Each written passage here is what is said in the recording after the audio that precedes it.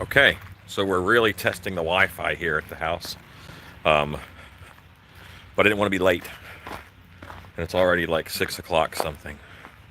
So, yeah, that's my log cabin house. That's my front yard with the street, and yeah. Anyway, have to go up here.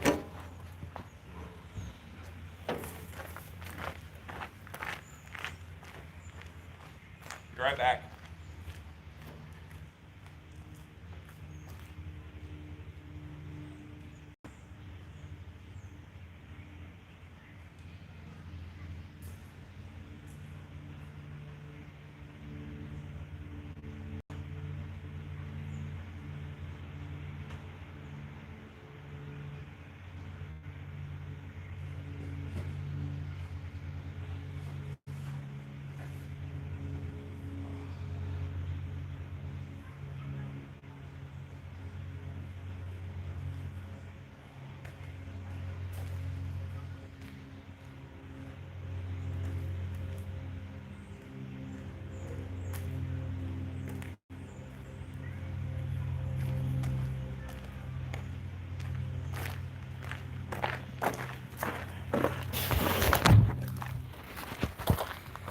This is the glamorous job of having a special effects company. And you carry a lot of boxes. I think it's rather nice, Hugo. And hello, everybody. Hold on.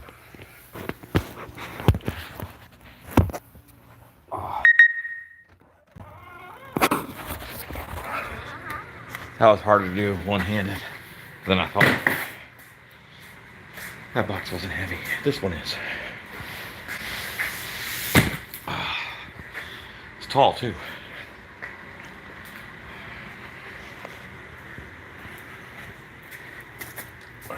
All right. Now that you've heard me grunting, let's go on with our live, shall we?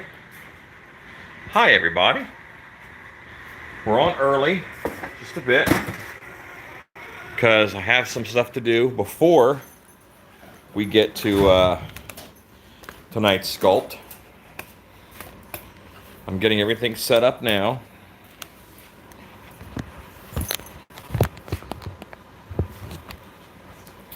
But I didn't want to be late, so that's why you were outside.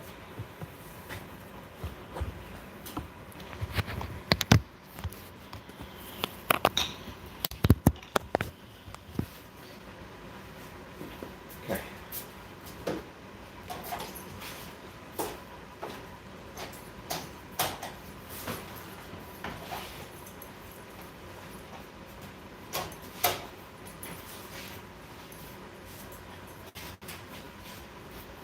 Hi.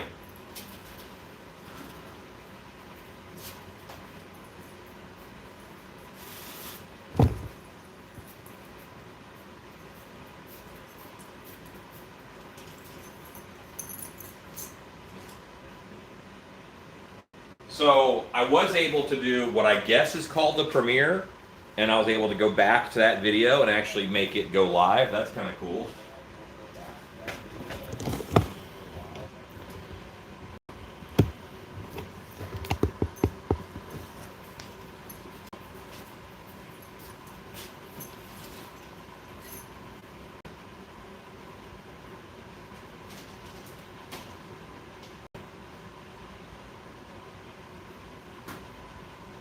Okay.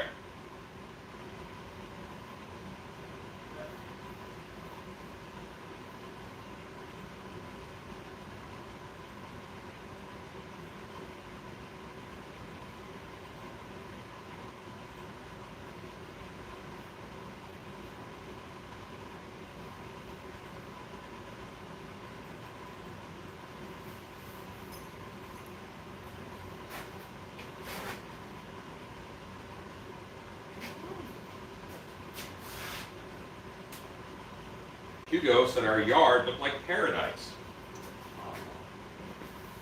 Did you? Let's calm down. Well, I had to go out and pick up these boxes. So, yeah. One box I know I know exactly what's in both boxes.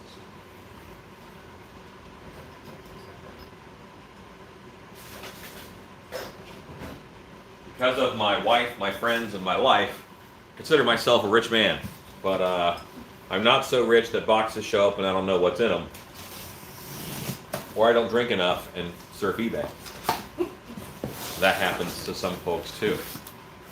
This is very exciting what's in this big box. So I won't open it right now. We're going to open the little box. Littleson was kind of... Hello, Edson, Hugo, and Lonnie, and Rob.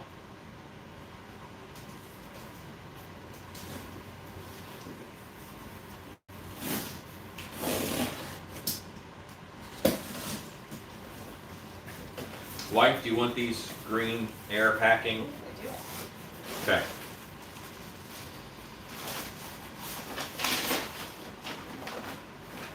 Ink. I needed red ink, so I got more red ink.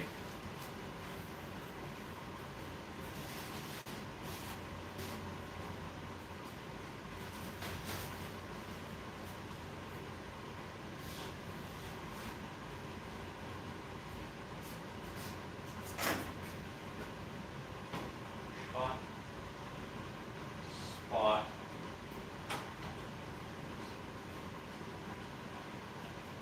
Spot.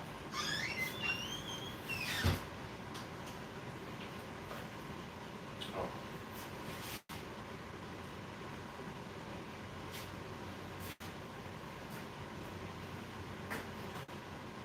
Now for this box. Something I've been waiting on. I have a couple projects waiting on.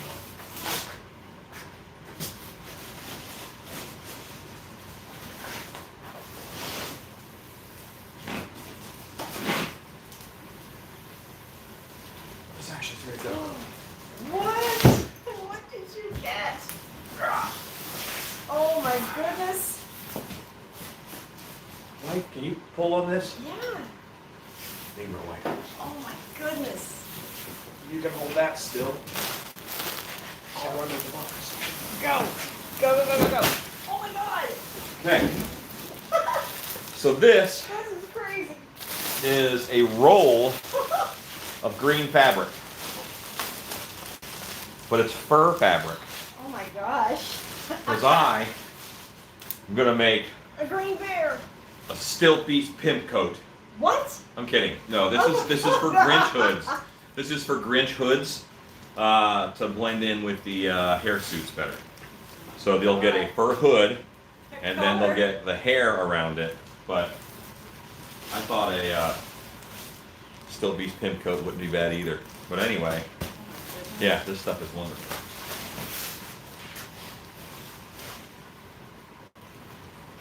Can't say anything against that color, boy. That's perfect color. Grinch green. Wow. I had no idea you ordered that so soon.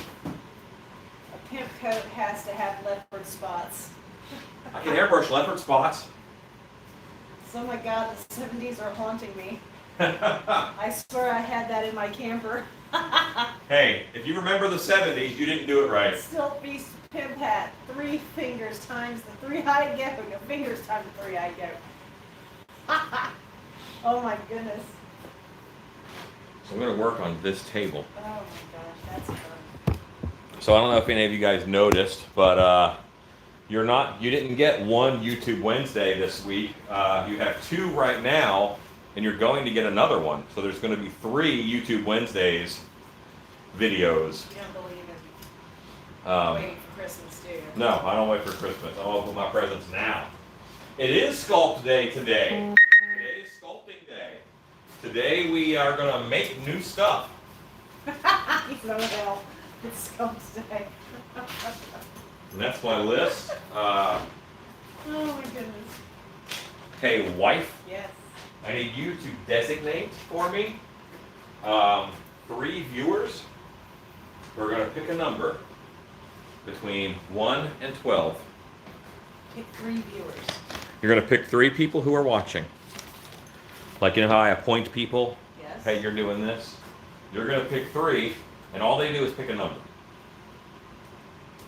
You realize this is going to cause all manner of chaos. Honey, This is why Cobweb said, "Oh hell." we already have chaos. He didn't say, "Oh boy, oh goody." He said, "Oh hell." Well, listen, okay. I saw someone said goat will win, but we're not voting between 12 things. That would be chaos. Okay. We're gonna pick 3 things from the list of 12. Warren, hurrah. We're gonna pick 3 things from the list of 12 to vote on. So three-eyed goat might not even make the list of the 3. This is all a crapshoot. It's a crapshoot. This is a Yes. crapshoot. Yeah, welcome to Vegas, baby. No, this is Quinlan. Okay. You're picking 3 people, probably who I haven't picked before to officiate such things. I'm not sure. How do I know if you've picked them before? You'll have to pay attention. Make sure that Yeah? it's not someone else. Someone I've already. Oh my goodness. Okay. Cobwebs has picked already. Ezekiel has been the officiator. And Big Dog. Big Dog has been an officiator. He paid for his spot. Well, no pizza. And didn't we have Horror Beauty do it once too? Did you? I haven't seen Horror Beauty on.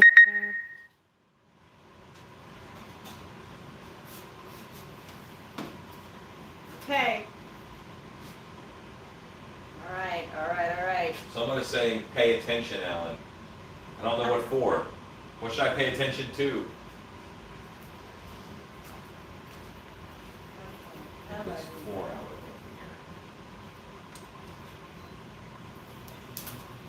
here. What?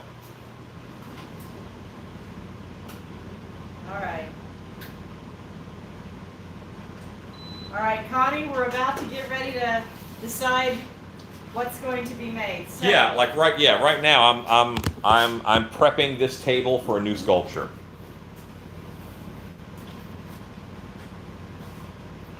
And actually I have to prep.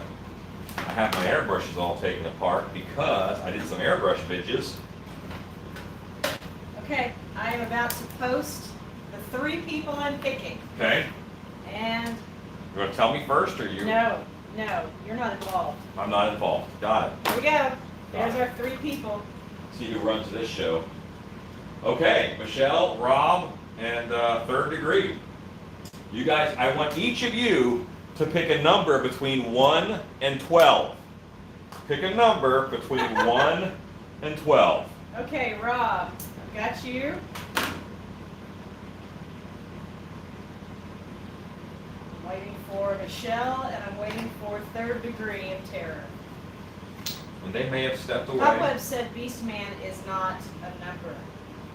Yeah, he's not a number. Beastman is an entity. Come on, Michelle, pick a number. He's an orange-headed astronaut. Wow, 3 and 4, just right in sequence there. Waiting on Michelle. Oh, she Okay. did. 9. Okay. All right, so let's look over here. I don't know if there's going to be any tomfoolery. What do you need to know? The numbers? Yeah, I want you to tell me the numbers in just a second.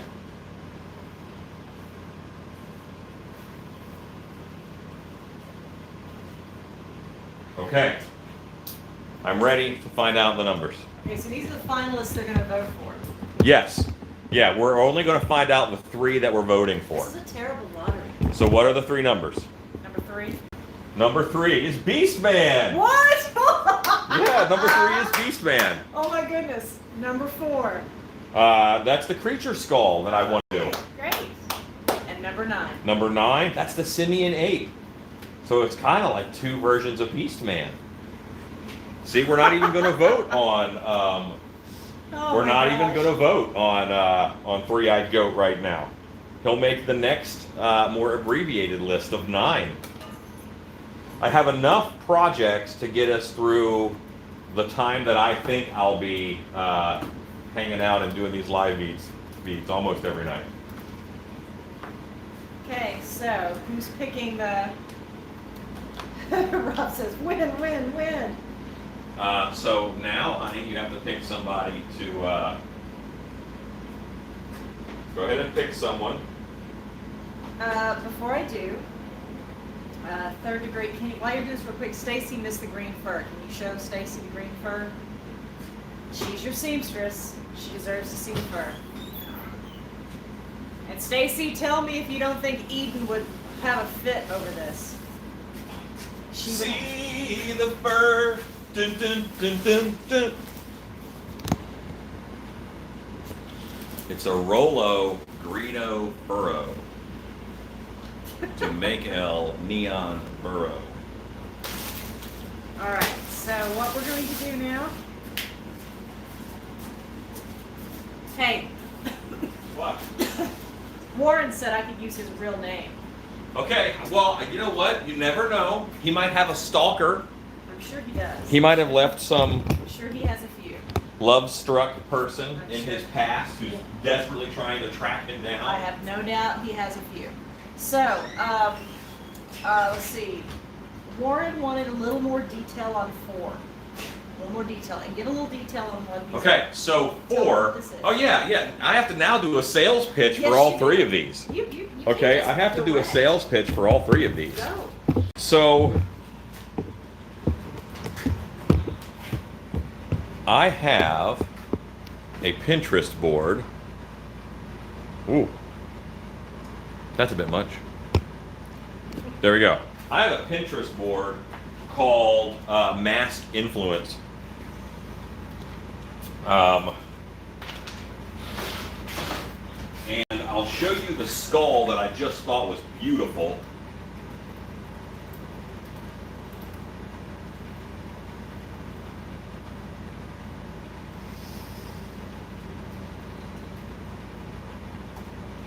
So for the record, because I do stuff like this is why like everything I do on my computer has to be above board.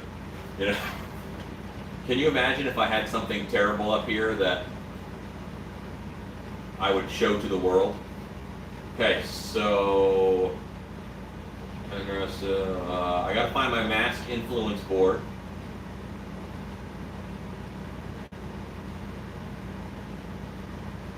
Hello, Gregory Haynes. I was kind of hoping for a gibbering mouther, I'm not gonna lie. That was one of the many, but I want to do all of these. Maybe 1 or 2 are necessary for me to do and not necessarily wants, but they're needs. So I'm pretty active on Pinterest. Here it is, mask influence. And one of the things that I have been looking at lately, I just thought that this mask here was beautiful. So I like that concept as a creature skull. Like that's very well done. But I want to put detail in it and tooling in it.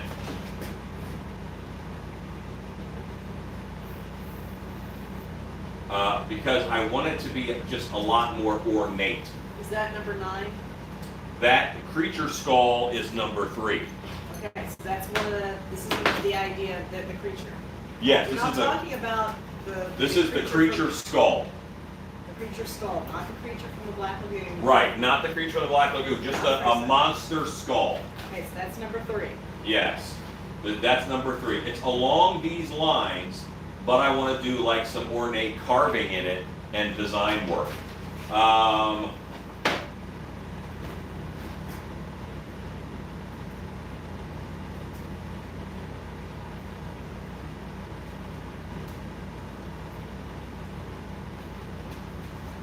Let me look at, yeah, okay. So this is a makeup, all right? This is a makeup that I think is just amazingly well done. And I think you guys will have to go here. Oh, I think I have to get the stool off of your power cord.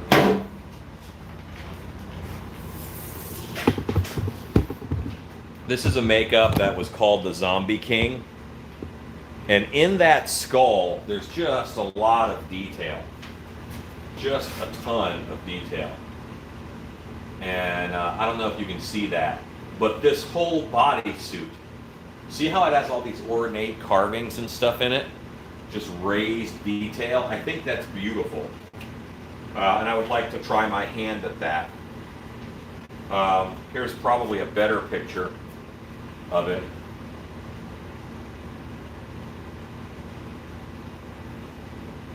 Isn't that neat? So imagine combining this with that creature skull. That is something that I want to do. I think it'll be elegant and classic and beautiful. So this is by Joseph Rarich, and he is from somewhere in the Netherlands, if I recall correctly. So I thought Beastman was number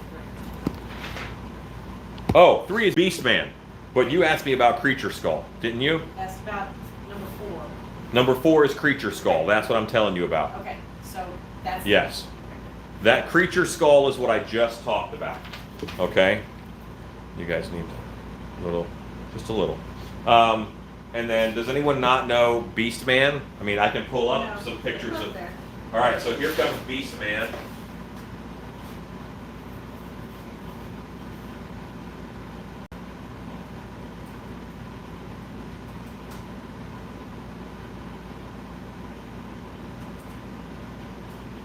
Whenever I'm getting ready for a sculpt, by the way, I do always look up any concept art of that character that's already there. And none of these are actually the actual Beastman. Let's see if this helps.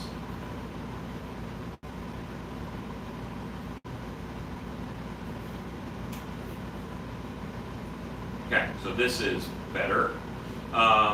So Beastman is just a wonderful orange monkey monster of happiness.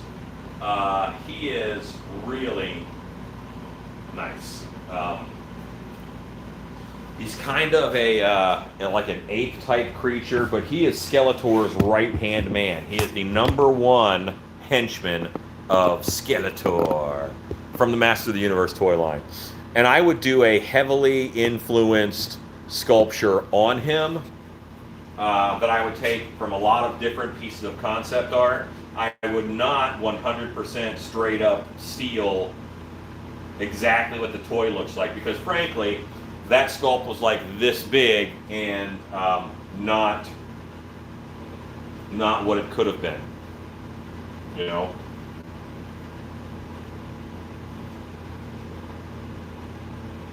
You know, there's some very cartoony looks of him, like this one, which I'm less a fan of that. But I just think that there's some room in my life for a really nice Beastman look. This is all Beastman, all of this. It's all Beastman all the time, guys, right here.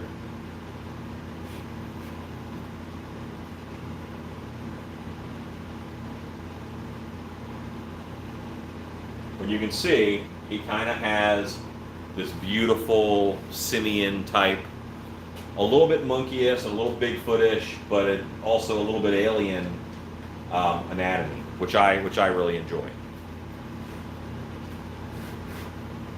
I just think he'd be really fun to do. And then, would you like for me to move on to the next one, which is, well, in all honesty, it's a monkey thing. But I actually have a board for that.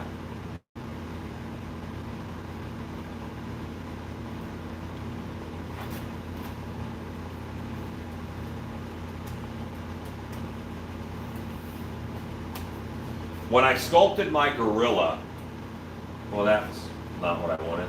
When I sculpted my gorilla, I just went too big. The head is too big, the look is too big. And I want to do something much more along these lines because it's a character that I really want to play. I want to actually make a costume for myself for Dark Hour where it is a winged monkey from Wizard of Oz, but one of his wings is broken. I'll make a big hole in the wing, and he'll be on roller skates. So outside in the parking lot. I just think that could be a lot of fun because, you know, he's developing alternate transportation because his wing is broken. So yeah, like with this kind of look, also influenced by the gray apes from Congo. But I mean, look at how, like that's, I'm not that good of a sculptor, but that's beautiful right there, guys. You know, I'm gonna have to, that's probably the hardest one. Nah, I don't know, they all have different challenges. Hope you're not getting vertigo right there.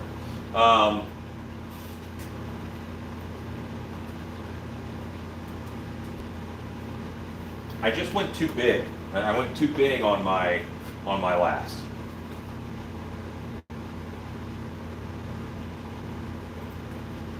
Okay.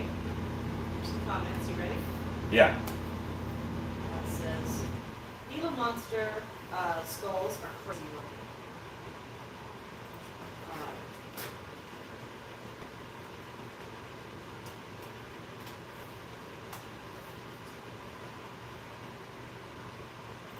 I love ornate design, but whenever there's a primate, I gotta vote. Well, there's kind of two, you know. Honestly, this is a really good chance to get some sweet primate action happening. I'm down for skull unless you throw in Ookla the Mock from Thundar the Barbarian. Oh, Ookla! But yeah, I mean, these guys are just really well done. I would not do one as diseased as that, as in this picture right here. Are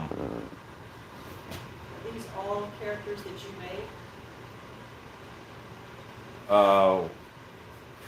What's the? Are the characters that we're voting on? Are these characters you made? No, well, I haven't made them yet. What we're voting on is what I'm going to sculpt tonight. We're voting on what I'm sculpting tonight. And all of these would be kind of like, I mean, the creature skull would be influenced by other art, but it would be an original piece. And the that would be influenced by the original piece. And, you know, they're all going to have influences, of course.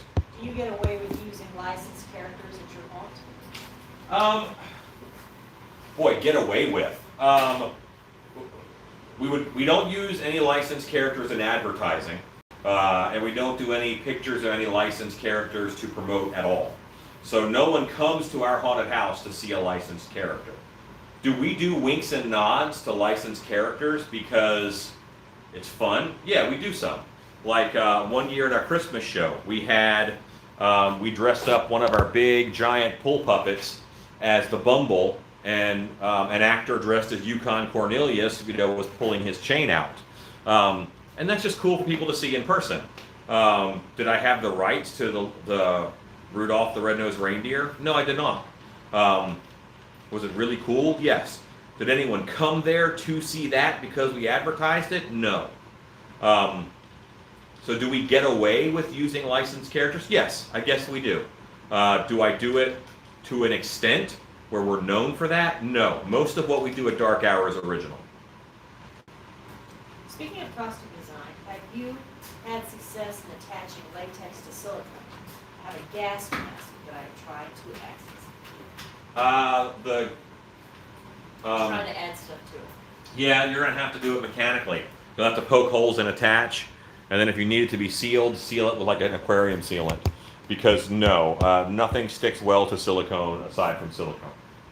I've seen the guy in the skeleton suit walking around. It's absolutely stunning work. It is. It's beautiful work. And that kind of led me down a path of this super detailed stuff that I want to incorporate into some of my work. I'm not going to lie to you guys, I'm a ham-fisted sculptor. A lot of my stuff is still very chunky and blocky, and I'm trying to change up a bit of what I do enough to have some refinement. Monster Skull would be a great change of pace from the furred monsters recently, werewolves, bears, etc. That is true. That is true.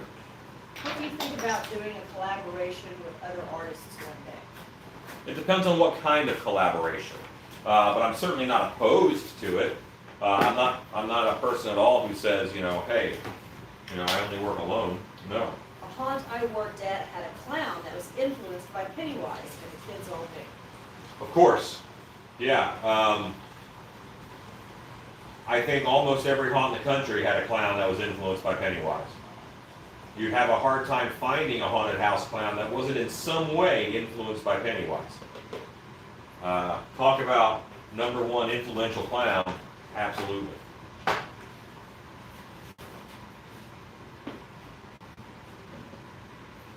So, wife, have you picked a person who is going to do the deciding? I will do that now. Okay. We're going to have to tally some votes. I know that there's been discussion. There hasn't been any official voting yet, but we're getting there. I am prepping my space to let some clay fly.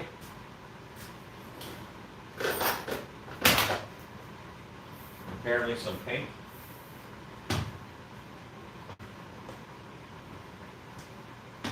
Okay.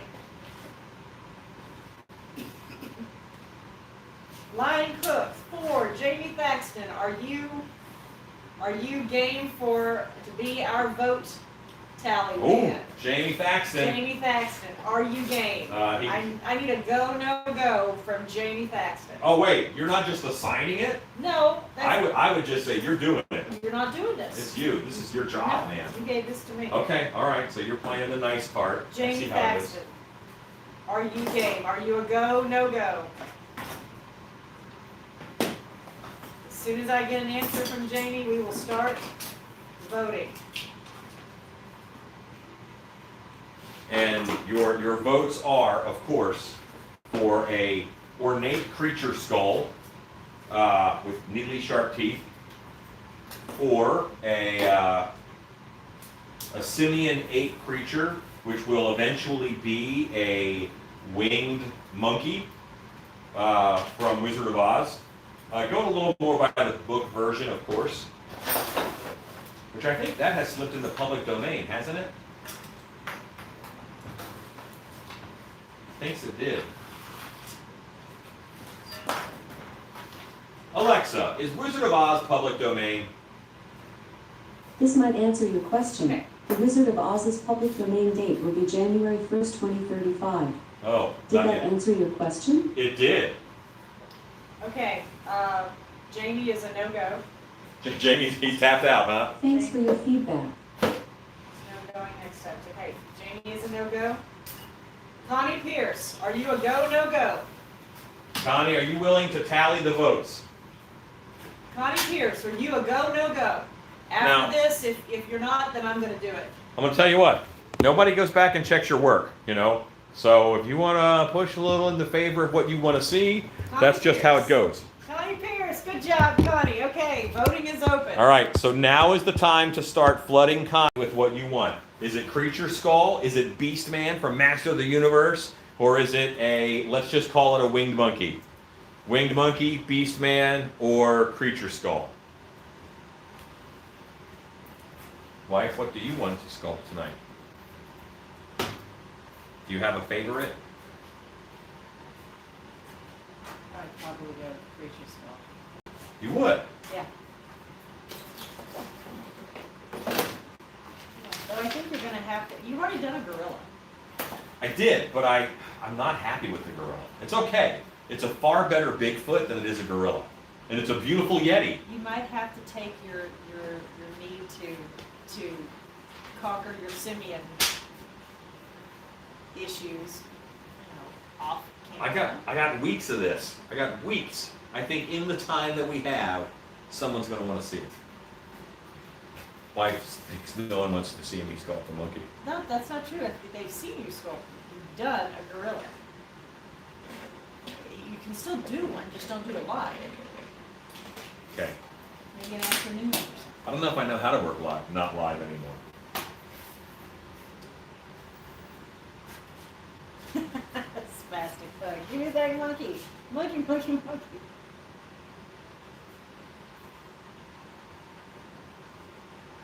We're back to pop-out chat. Okay. We're gonna give you guys a few more minutes to get your opinions out, and then we're gonna get ready. Well, I'm starting to put clay on now because no matter what, I have to sculpt that same base. Okay. I gotta Just sculpt that give them a same second base. so they can get their opinions out.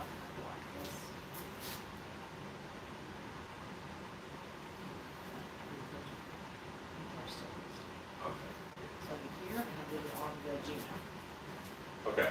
I'm grabbing something. All right. Talk to a blind.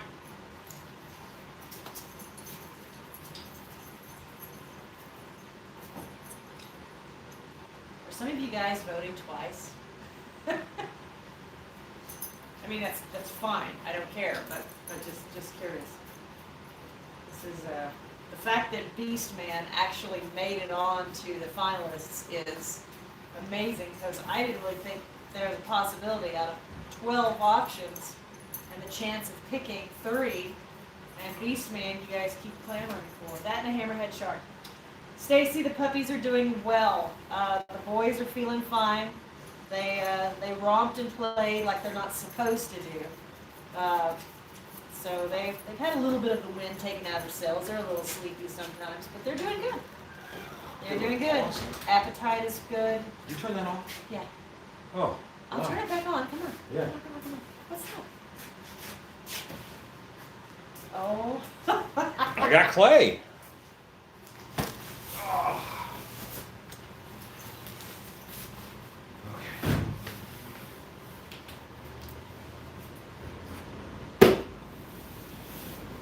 All right.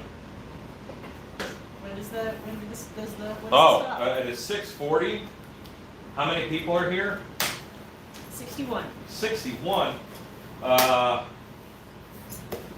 think they can all come to a consensus by 6:43. Okay. 3 more minutes. Can they vote more than once? Well, they can vote more than once if Connie doesn't catch them. It's all on Connie's shoulders See, now. that's what you like to do. You like to sit under pressure, Elsie. Heck yeah. I don't need this in my life.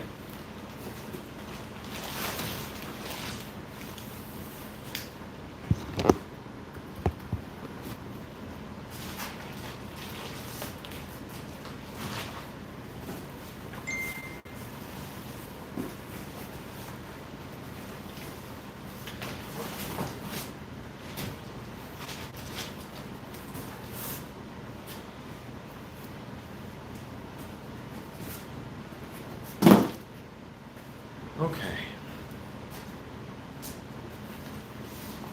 I'm almost certain that whatever I sculpt tonight is going to only take 1 bag of clay. 1 bag of clay is 25 pounds. That should be fine for this. Of course, as soon as I say that,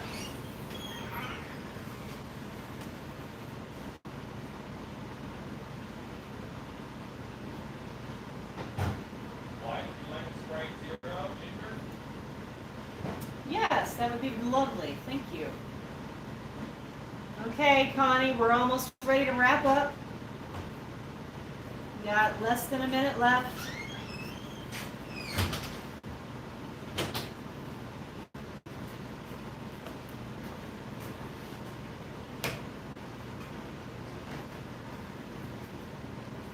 here we go.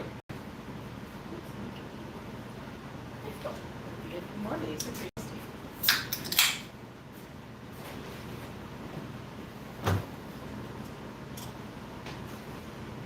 Okay, so I catch up the computer.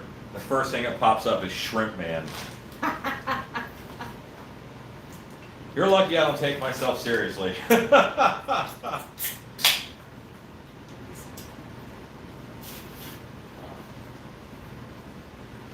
If I did make a Shrimp Man, I would make him a villain, and I would call him Captain Krill.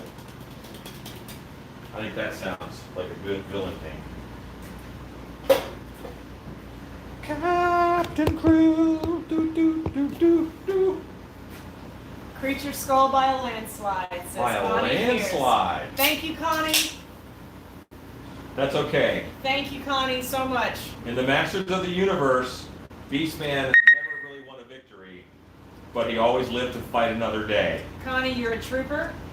Everybody say thanks to Connie. I put her on the spot. She did it. And Jamie, we'll get you next time, buddy. Thanks. Thanks to Connie. Thank you. No problem, guys. Good job. All right, we're sculpting a creature skull tonight. That's so exciting. This is one that I want to do, and I think it's going to test me more than a monster might. Because how different is Beastman from a Wolfman? And I've sculpted maybe 40 of those, 30. Have to help my wife open something real quick.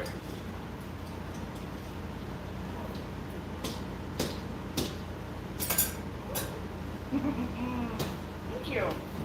Okay. This is a fresh bag of wet clay. You got a clay smell?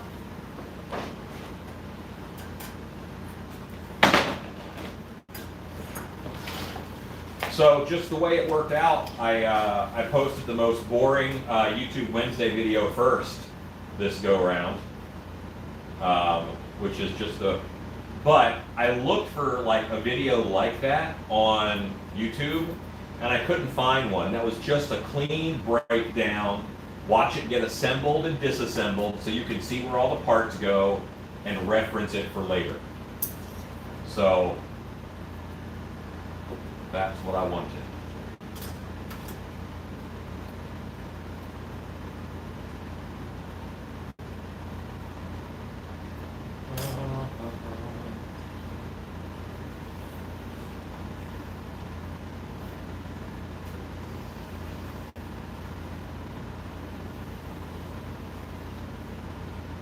I think it's filters for these air conditioners. Put that on your. No, It says clean filter pipes. I know, I don't know how to reset it. It's been cleaned. Oh, Yeah. Goodbye, Edson. I'll probably be here. Yeah, it's beginning. We are beginning. Can you guys see okay? Obviously, I'm not going to be in this chair forever because it's like I'm eating at the kids' table. You know, it comes up to my chest, but it's just fine for now. So yeah, this skull is kind of exciting. I'm going to have to rely on my wife a lot for comments I got you. as I go over and end up having to look at reference. The blank could be repurposed as a Klingon, depending on how you pair this one. I don't think so. I think it's going to be too skull-like. And I have made a few Klingon headpieces in forehead pieces in my time because in Orlando there's a group of folks who played as Klingons quite a bit.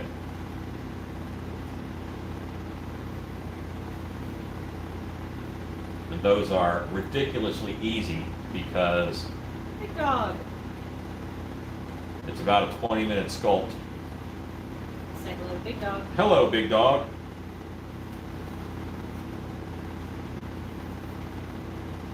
And there was a beautiful skull. Sadly, I forget who sculpted it on Latex Mass Central recently. That is just so well done. And it's so easy to cheat a skull, and this is gonna be a bunch of, you know, fantasy skulls and reference all together, but I want it to feel elegant, you know. If you can sculpt in such a way that you bring certain words to mind, then I think that's doing good. You know, one of the exercises that I do for actors sometimes is I have them walk by a line of people, and when they go by a person who's watching, who's observing, that person has to say a word that the way they're moving makes them think of.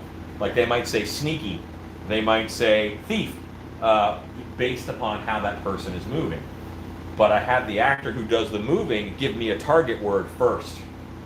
And that's the word that they're trying to get people to think. And for many years, the Trek prosthetics were verboten to sell commercially, says Stacy Hawkins. Oh yeah. Yeah, these guys had to they had to come, and it was crazy. It was me and another guy whose name was Seth in Orlando. And I only did it when I needed the money. I picked up Liquitex gloss varnish. Will that work, or did I get the wrong one? That works fine. Or you could get high gloss varnish, either one. I mean, they're both good. There's high gloss, there's also matte varnish. Matte varnish sounds like someone I went to high school with.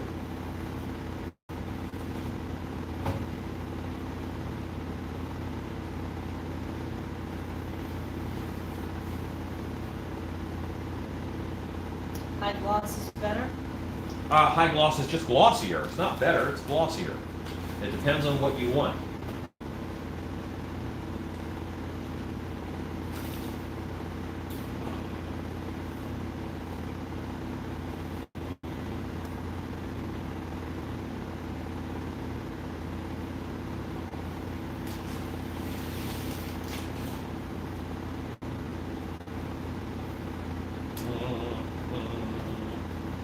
So this part of the process is kind of boring, simply because all I'm doing is I'm making grape-sized pieces of clay and I'm putting them all over the bust. You can save time doing this. You can save time doing this by just slapping on sheets of clay. I feel that you don't have as much control when you do that. Will this be a whole head mask, or will it go on an EVA helmet? I'm going to go ahead and make a full head mask. I pulled out my full head bust here. I've been enjoying that lately, and the challenge of making the mold as lightweight as possible. Some of the ones that I have scheduled are going to be a half mask by their very nature. Some of the ones on that list, but I think that this guy, I'm just going to do as a whole. Hey, big dog. Good evening.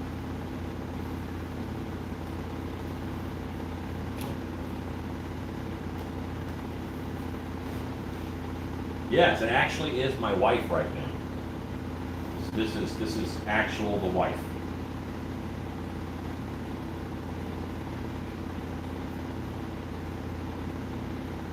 Stacy did a wonderful job of keeping me on track and reading comments last night. We finished up a beautiful winter Krampus, in my opinion.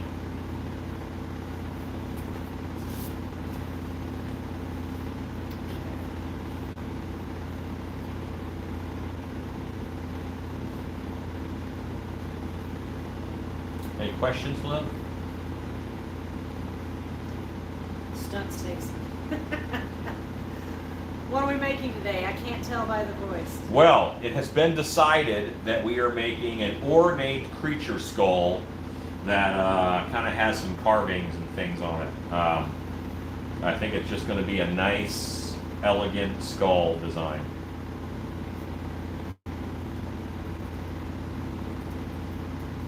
Not a human skull. It's going to be some kind of creature skull that has a bit of extra kick to it.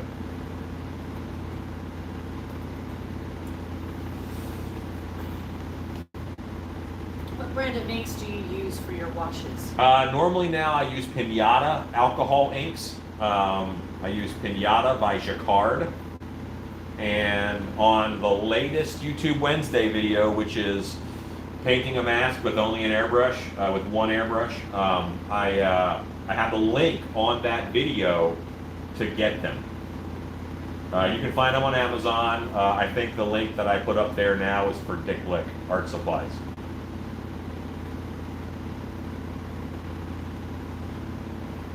So who's watching Shannon to keep her on track? No cat videos. No one, big dog. She's going to wander, and you're going to see questions pop up that she just misses. Yeah. Because she's, learning about a cat in Russia who, has a three-legged kitten that now she's emotionally attached to. Oh, bring it here. I'll take it.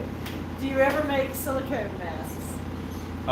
Yes, I do make silicone masks. I haven't in a long time because there's so many people out there who are better at it than me. And that's not like a hole in the industry. A lot of what I do is for haunted houses. So in the beginning, there was a need for silicone masks, and that's when I learned how to make them. I even taught a bunch of people how to make them. And then, now there's no longer a need. There are so many companies that make silicone masks, I don't have to do it anymore. There's a bit of a dearth of creature costumes and characters and things, and I'm kind of filling that right now. Do you make a Pennywise mask? No, that would kind of, Pennywise is a licensed character. I don't do too many licensed characters. I was considering doing Beastman tonight. While that's a licensed character, I could use that as a werewolf. I could use that as an orc. I could use it as a Krampus. Beastman has a lot of opportunity. Will you do a silicone class? Yes, I actually do intend to do a silicone mask making class. Me and the wife have discussed it, and she decided that we should do a full head mask class first before we get to a silicone class. And because of the backup with COVID-19, at this point, for the rest of the year, I have 2 makeup latex half mask classes. Would you ever make a monster-like clown mask? Yes, I do make clown stuff on occasion, but again, there are so many people who make it that if I have to make one, I charge 3 times extra. So like when this mask is finished, it'll probably be $100. If it were a clown, it would be $300. Because there's so many clowns on the market, I might as well make mine more expensive so I don't have to make that many. Oh, I want to go to the silicone mask class. Like yours. What do you make the second half mold out of? The same material you make the first half of the mold out of, and it's going to be Ultra Cal 30 plaster.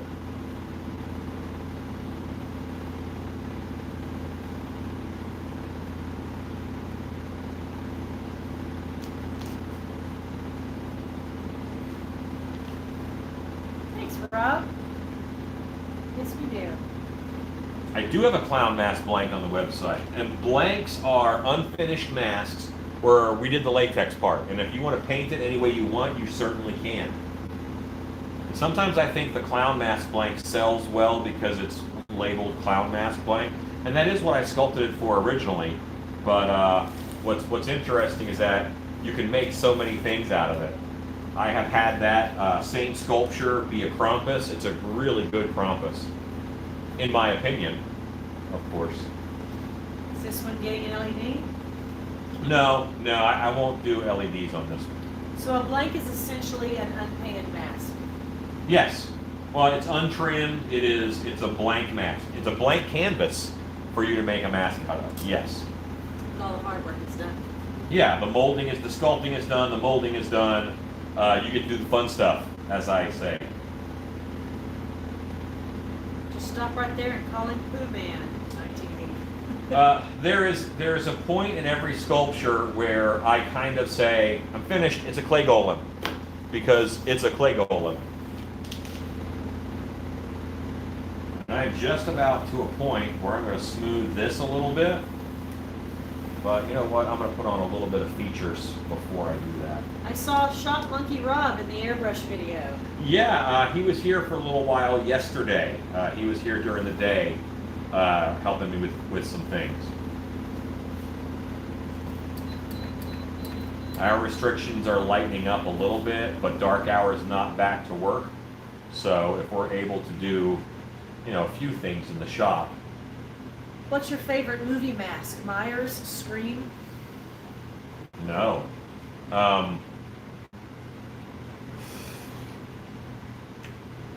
If I had to, I would say the mask from The Hills Run Red, the baby face mask with a broken jaw. That's a beautiful piece of work. My favorite look of the Myers mask is actually the Rob Zombie one, simply because the mask is so beat up, it has some character, and there's not a lot of character, which is why they picked that mask in the others.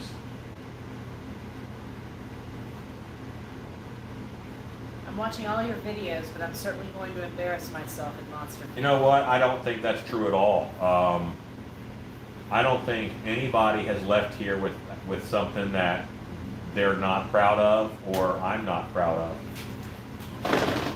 There are some people who I firmly believe I had to beat it out of them, but they made a cool mask.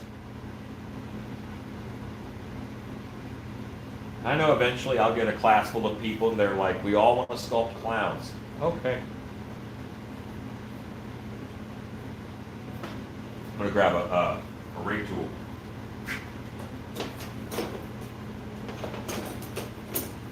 This is like the thing from the Fantastic Four.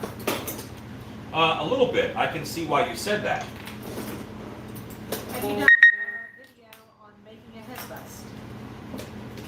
I have done videos on making a life cast, but I have not necessarily done one specifically on making a head bust. See you later, Rodney. Says he will be back.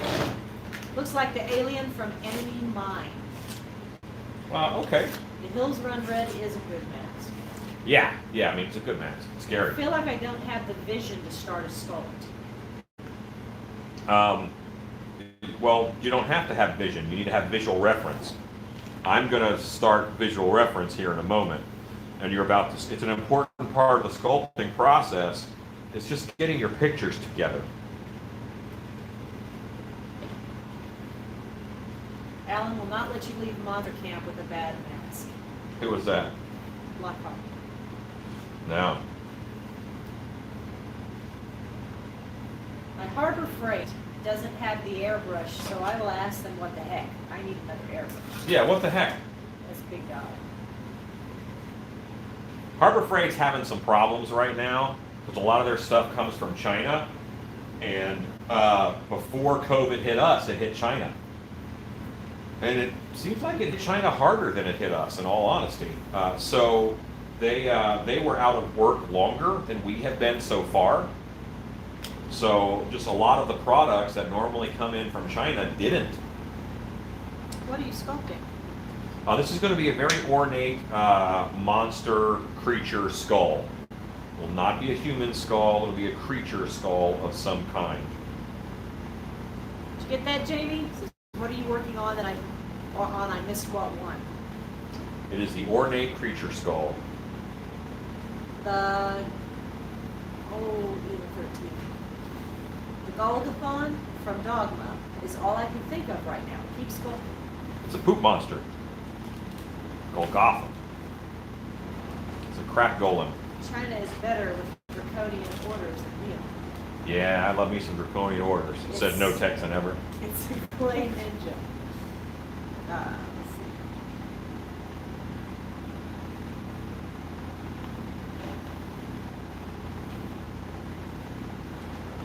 Warren says, do not worry.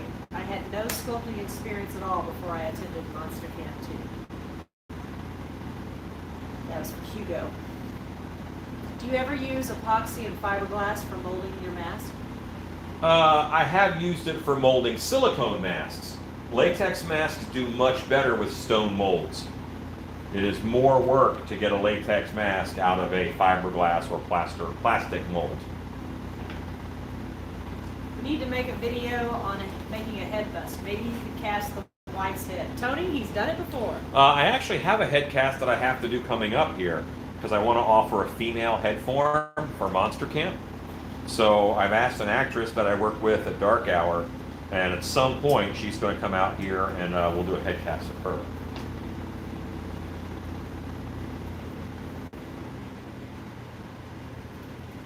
It'll probably just be a face cast. Because that is all I need. That's all I need.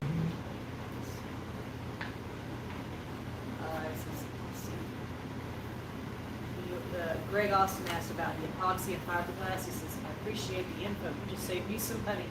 Well, the kicker is the fiberglass isn't going to suck moisture out of latex like it won't suck moisture out of latex like plaster will. Some kind of alien soul. Have you ever made a Hellraiser mask? That has never been done before. Oh, fundraiser masks have been done plenty. I've seen lots of them.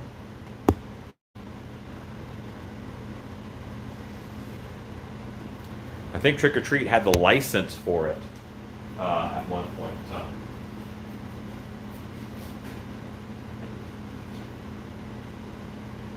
Big Pug says, me and some of my friends have a drinking game with YouTube videos. And when the closed captions is on, when the word is messed up, you drink. It can be fun. I'd imagine it could be dangerous. Captioning is, it's got a good 90% success rate. What is the sculpting tool that is most comfortable for you to hold? Most comfortable to hold? I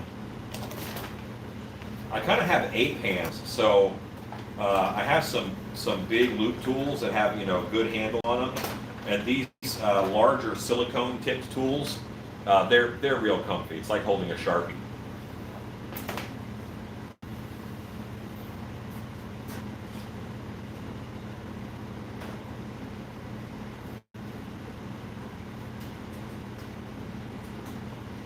So let's start our visual journey, all right?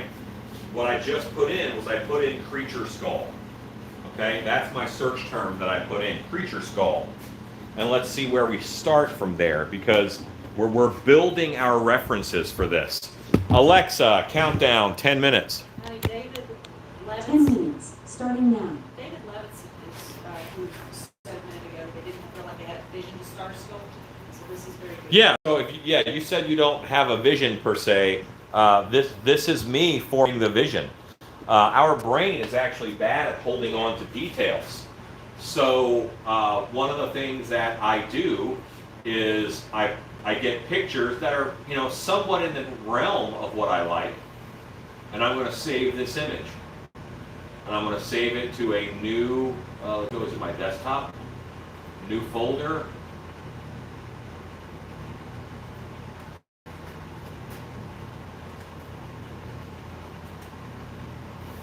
I have a skull mask folder that's going to have all of my images in it for this. And I like that one, so let's move down here and see.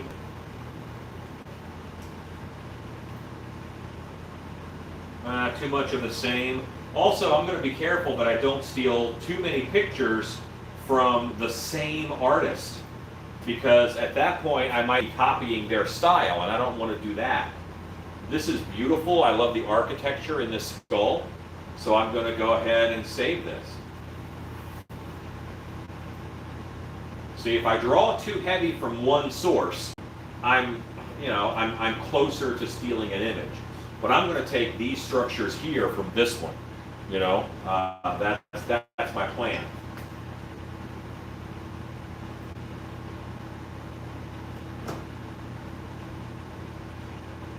And this is a ZBrush piece, so over here is a different angle of the same piece. That's always nice to get. Monkey Studio, Dave Kramer has a video on how to do a fake mask. Dave Kramer painted pictures of us. Is that our Dave Kramer? That's our Dave Kramer, honey. I have a portrait. I have a portrait of me and a portrait of my wife that Dave Kramer painted. Back when he mostly did paintings. Oh, you're welcome, Jamie. I'm glad your kiddos like the little special presents. Big Dog loves the horns. Well, this one won't have horns, but I'm telling you what, man, I sure do love this. This is really beautiful. Look at all of this almost filigree work in here. I'll pull you guys in close. Look at this thing's forehead.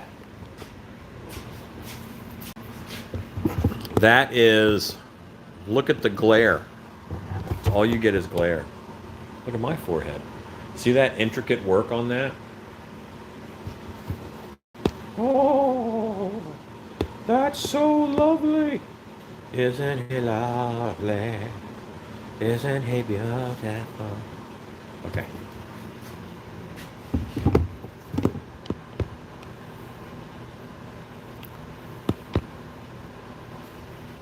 All right, so let's go. We have another view. That's a view straight on. I don't need that though. I don't want to steal too much from that artist. Well, while I'm here, let's see what the next thing is. Hope it's not adult. Okay, great. But that type of ornateness in the skull is what I was looking for. So now I'm going to go back to my Pinterest board. These are all nice, but I think I have what I need right now. When I go back to my board, mask influence.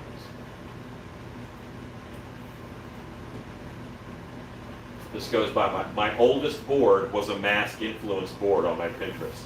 That's the board I've had the longest. And you see some of these pictures were already there.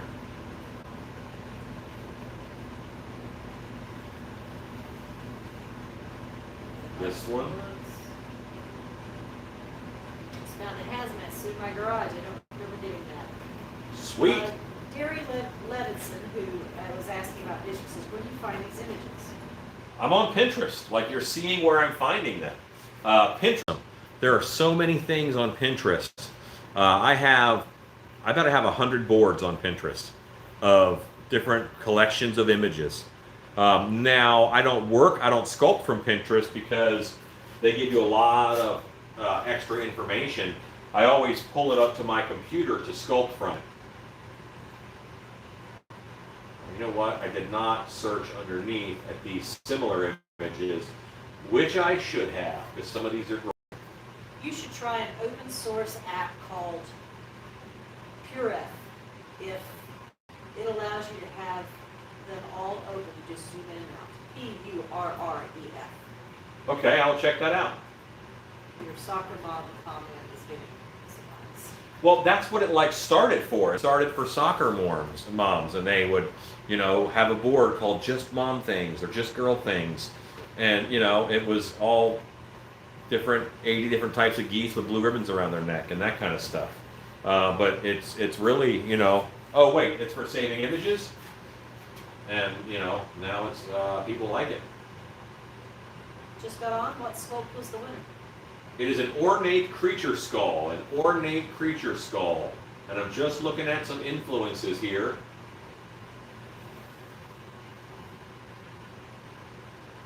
And now I'm going to go back to my main reference that I really liked.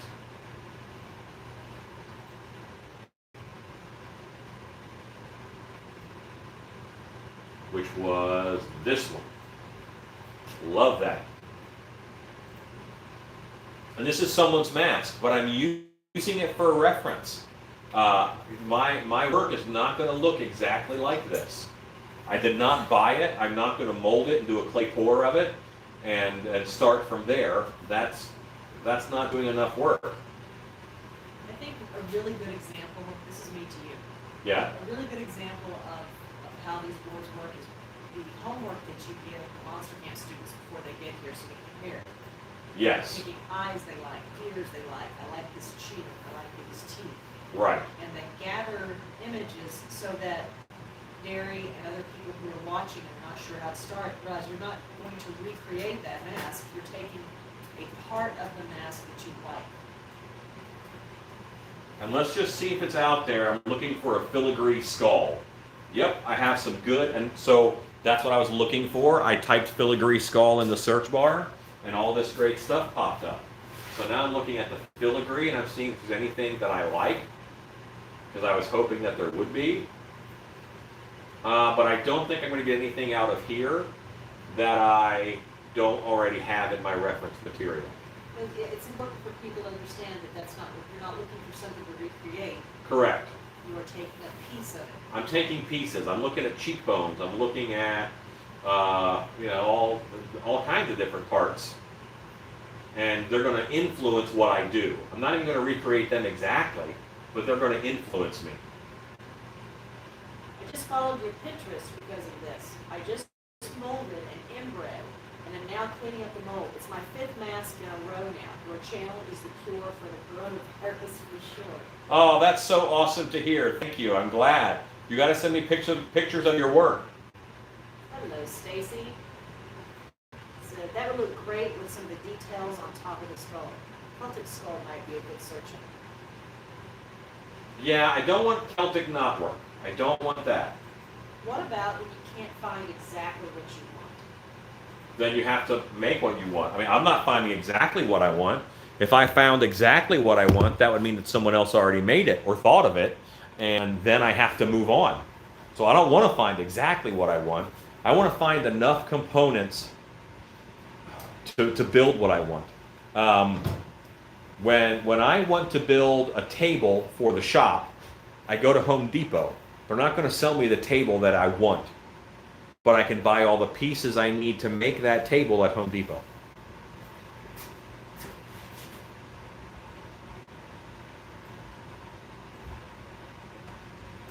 Someday I'll sue Alan for stealing my signature cheekbone. Hooray! Hello, Gray Hawkins. Gray is on. Hello, Gray.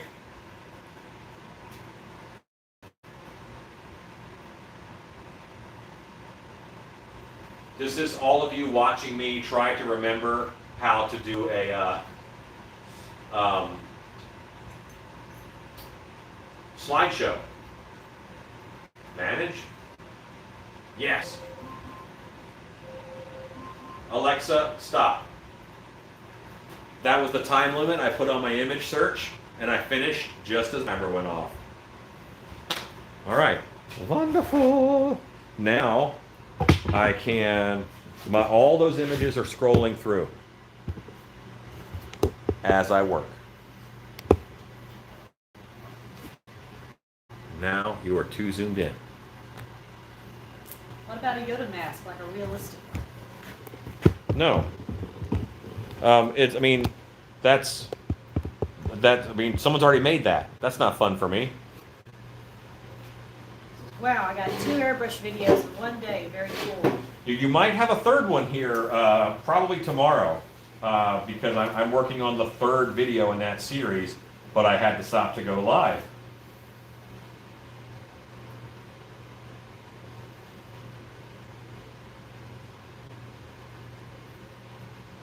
And all this smoothing out, this has nothing to do with that. So I'm looking, and I want to sketch a little bit here. I'm going to sketch with a loop tool.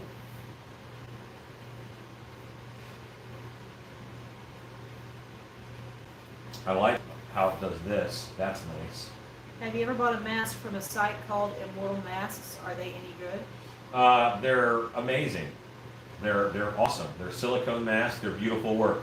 Andrew Freeman does a lot of the sculpting, and he's probably one of my favorite sculptors on the planet. His work is astounding.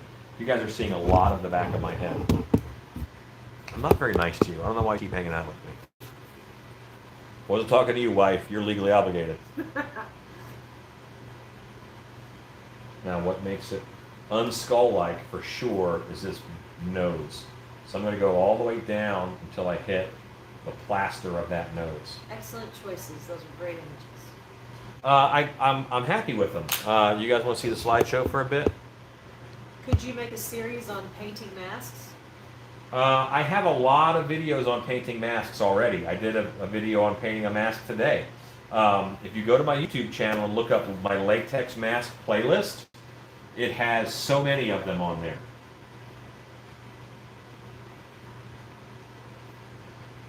You're not very late, Jesse.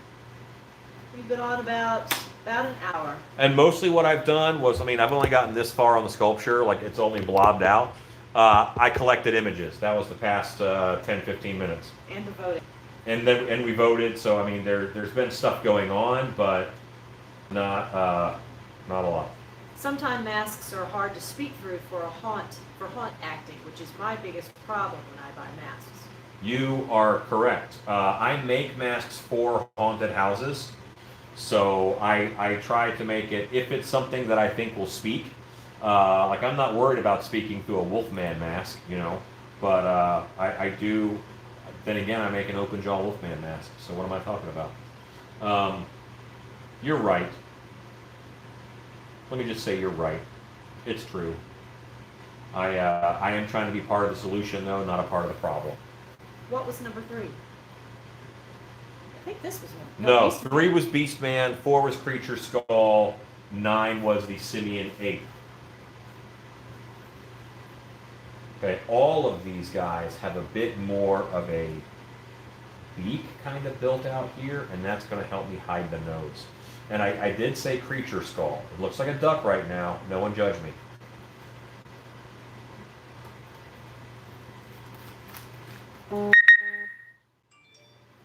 Beastman did not win. Dang it.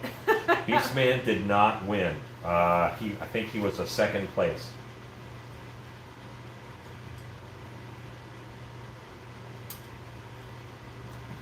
This one is cool though.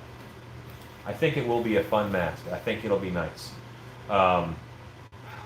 So lately, what I've been thinking a lot about is just a nice mask paired with a nice ornate robe style costume.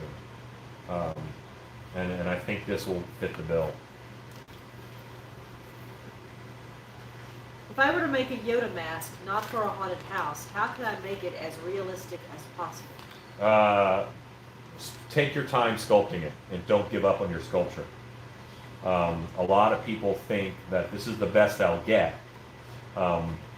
And the difference between a good sculptor and a bad sculptor, a lot of the time, is when a bad sculptor stops, a good sculptor just keeps going and pushes through and gets through more details. Can you pull the camera down? I want to watch your sculpt. I did. I just did.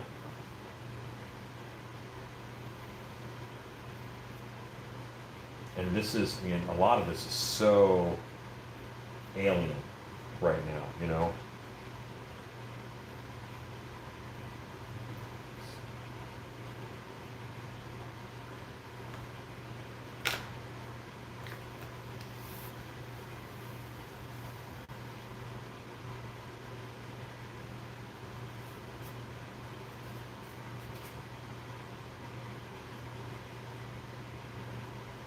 I always thought a Star Wars haunted house would be cool, but my haunt boss hates the idea. Well, I mean, you're talking about an intellectual property, and now it's owned by Disney, and it's yeah. I mean, it's you like the idea because Disney paid a lot of money to make you like it. They marketed it, or the movie company before Disney who owned it, Lucasfilm, paid a lot of money to market it. You like it because the company told you to. They decided what was cool in that instance, and there's nothing wrong with that. That's how it works. I want people to like my haunted house because I told them to, because you know I invested a lot of time and energy in making cool characters, but being able to do something original, I think, is, I dare say, better than doing something based off of someone else's intellectual property. My favorite show that we do at Dark Hour is our werewolf show. And part of that is because there are none of those characters in it. It's all just stuff we made up. We got werecats and we have werewolves and some Zagani type of tribal characters.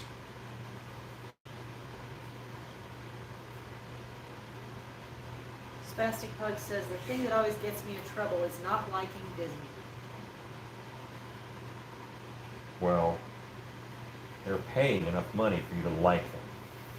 You really should just deal with it. Do you think Disney would ever create a Star Wars themed haunt at one of their parks, similar to the Universal Halloween Horror Nights? No, simply because Disney makes the money off of kids. Now the content is there. It would be very easy for Disney to do a haunted house. What if you went through a Wampa cavern You know, that very specific character could be turned into a whole haunted house. I mean, I did a Yeti haunt here in DFW.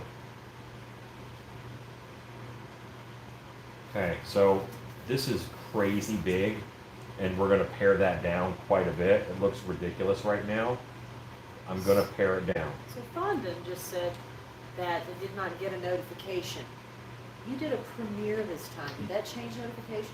It shouldn't have changed notifications, because what I did was at 4 o'clock or 5 o'clock, I went on and I said, you know, I'm going to be live. So you should have gotten an notification at 4 saying I was going to be live at 6.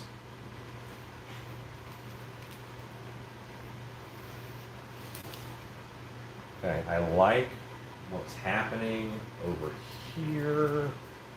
I think this has to come down further.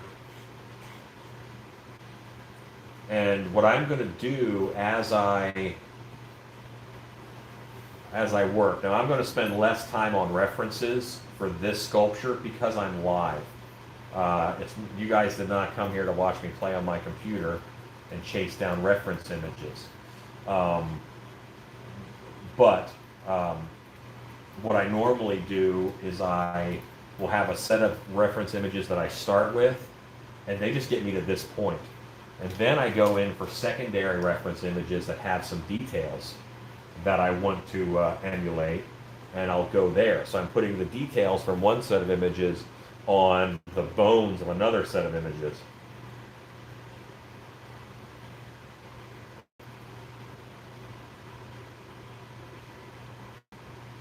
Hey guys, thanks for the YouTube Wednesday. My question kind of follows that I am getting a lot of splitting or droplets from my paint gun. Any thoughts on adjustment? Either your mix is too thin or your air pressure is too high. What are you painting? What are you running through the airbrush? And yeah, what are you running through the airbrush, and what are you painting?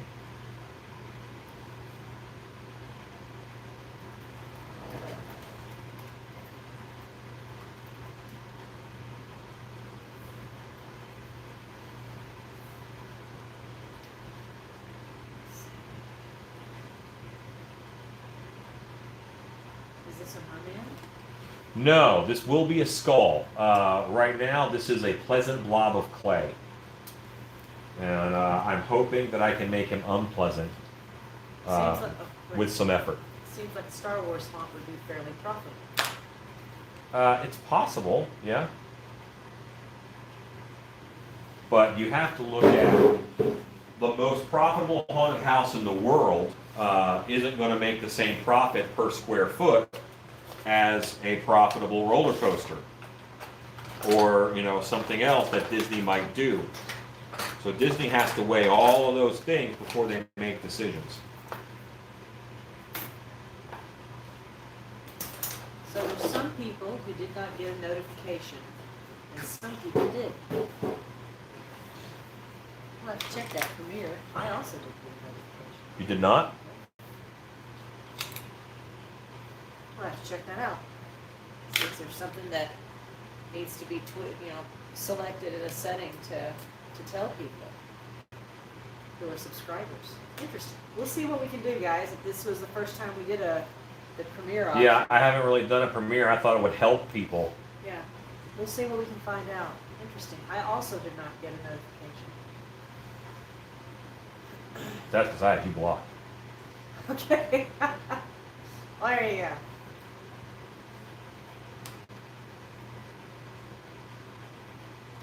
Tut tut, you had a list, so you should have had references set up, ready to go live. I didn't know. I had 12. I had 12 things on that list. I actually thought about that last night. I could make a folder for each one, but then I realized, well, people want a YouTube Wednesday video, so I better work on that. After being in your new shop for a couple of years, has it maintained a level of order, a chaos, or ordered chaos?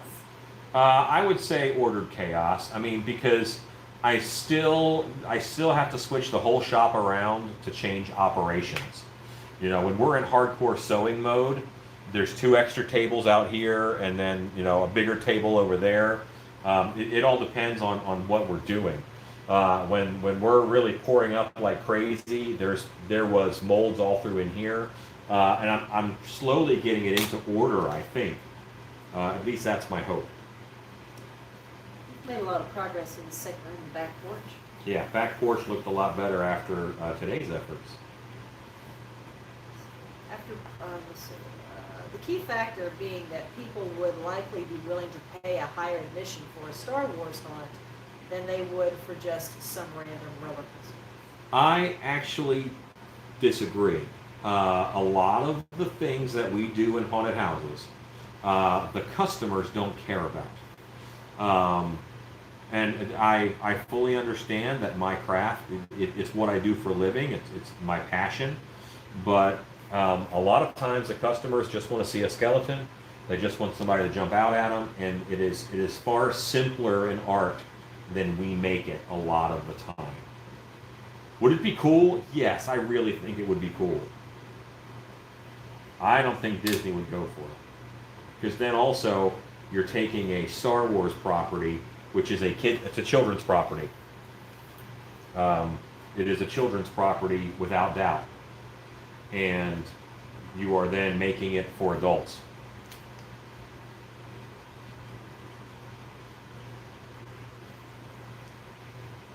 So I'm smoothing it over here, I'm taking this rake and I'm really smoothing it. And that's revealing some low areas and some high areas.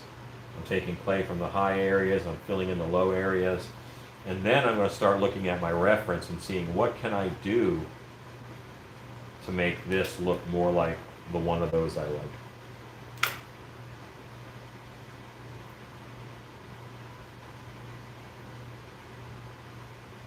Michelle says you only read off 11 the first time. I did only read off 11 the first night. I left off Murder Wasp. The new immersive hotels will be much like a haunt escape room. Yeah, I think they might have some spooky areas. Okay, a lot of people did not get a notification, so we'll check. Well, I just won't do that anymore. If that's the case, then I won't do that sort of a countdown anymore. Or we'll see if if there's some option to let people know. No, there really isn't. We don't do that. Yeah. Okay. People need to know. Let's see. I have been polyurethaning some outdoor wooden props to protect them from the element. I have thinned out the urethane with thinner, just not getting good coverage. I hate to tell you this, buy more polyurethane. It could be that your wood is really thirsty, it's just absorbing the heck out of it. Could that be it? And my guess is they have been outdoor props already, or are they new outdoor props?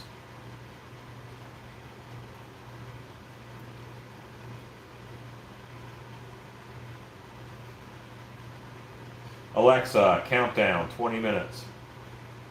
20 minutes, starting now. Have you heard of a haunt called McCamey Manor? I have. I have heard of an experience called McCamey Manor. I would not call it a haunted house because its essence and nature is different than what a normal haunted house's essence and nature is. They could do a Disney After Dark for adults only. They could, but they haven't yet, and I don't think they'll start. There's just not as much money in it.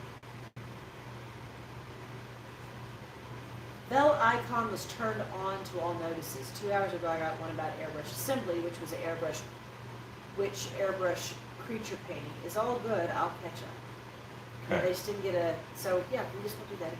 Yep, yeah, I won't do it that way. Sorry, guys. That means we could have had Beast Man if more people had known and been in on the voting. What are you sculpting tonight? This is a sham. I'm wrecking this. We're going for Beast Man. No, this is I'm doing an ornate creature skull design. An ornate skull design. First I thought it was a sleeve stack. It is a monster skull of some sort. And I'm also trying to do something that's different from what I normally do.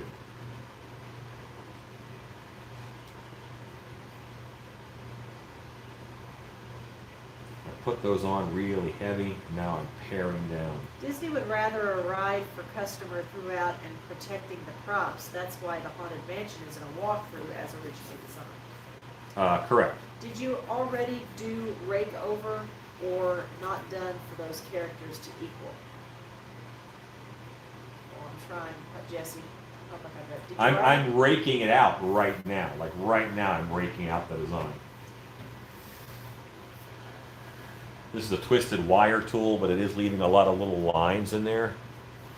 About polyurethane. Oh, Oh. our door props, but referring to the spray gun issues, spits and droplets. Spits and droplets. Spits and droplets are using an HVLP sprayer.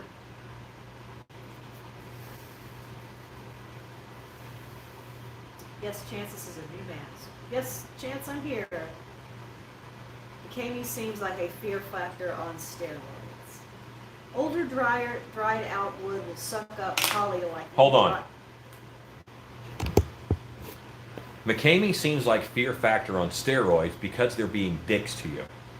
Because they're holding your head underwater, because they're actually kind of hitting you, because they're actually tying you up. There's no psychology in that. You're actually in danger, because if they mess up, or if they don't count exactly how long they think you can hold your breath, or if they get that real knife a little too close, you're in trouble. It's not a fear factor. You're in actual danger. You're closer to actual danger there than you are in a normal standard haunted house where we're using psychological tricks in order to scare you. So while McCamey Manor has some great appeal, just hire your friends to be dicks to you because they're going to do about the same thing, and you don't have to travel. Sorry. Okay, carry on, wife. Old doors? Or wood? Older, dried out wood will suck up a polyurethane like drywall drinks paint. Yes. And if you get like several questions in a row from the same person, let me know it's from the same person so I can try and follow that series chain.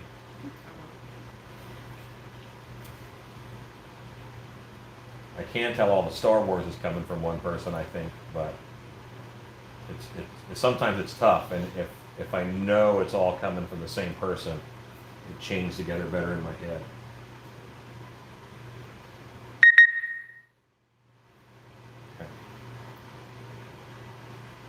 Okay, now there is a lot of talk about McCamey Manor. Yeah, McCamey has a right to do what they're doing. They absolutely have a right to do what they're doing.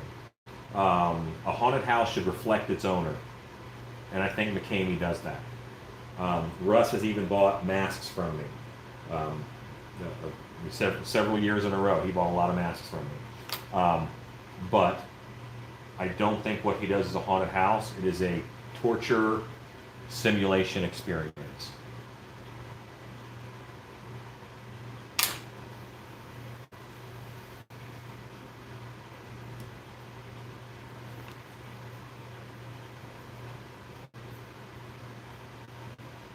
Okay, talking about the spitting and polyurethane. HVLP sprayer. Okay. And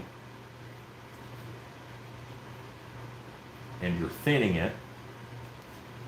What's your air pressure? What are you running the air pressure at? Did you hear about Fear Factor in Utah opening a halfway to Halloween event? Yes, I have. Is Russ the owner of McCamey respected within the professional haunt community? No. It would be easy to say he's hated within the professional haunt community because he plays by a different set of rules, but calls himself the same kind of attraction. Roughly 30 to 40 psi. About the I would bump your pressure. I would bump your pressure up a little bit and see what you get. Run it to 70. I know it says low pressure, but I run my HVLPs for latex mask paint at 80 psi. How does this guy breathe in the mask? Well, there's just going to be lots of holes in the mouth. See this mouth? There's going to be teeth, and everything back behind it is going to be cut out of it. You think haunts will be able to reopen this season with the coronavirus? I do. I think they'll be able to open without the coronavirus. And like the coronavirus is here. Like it showed up. It is now going to be a thing. It's not going to go away. Like, you know, the flu hasn't gone away. Every now and then bubonic plague pops back up. It's a thing. It's how we manage it. It's how we deal with it. I do think we'll be able to open back up. Will actors, when you go through a haunted house, be wearing N95 masks? Maybe. It depends on how we decide to deal with the coronavirus. We're going to live with it. We're social creatures. We're not going to stay in our caves forever. And I'm not advocating one way or the other. I'm not an epidemiologist. I don't know. I'm not that smart. I haven't focused my learning in that direction. I chose the non-essential job of making monsters. So I wait and I listen to the experts. This has been a public service announcement by Alan. Dang, didn't know people made haunts like that. It's not a haunt. Yeah, it's not really a haunted house. Thank you on the PSI, we'll give it a try. And there's a reason why it happens in his house. It's also not quite a legitimate business. You know, it's a thing that he does, and it has gotten a lot of notoriety, and that notoriety is bad for regular haunted houses. Do you think haunts will need to change their practices or take extra precautions? Without doubt, they will.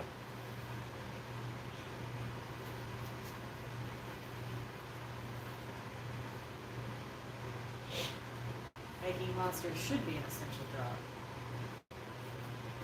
It's essential to me. I think I'd go crazy without it.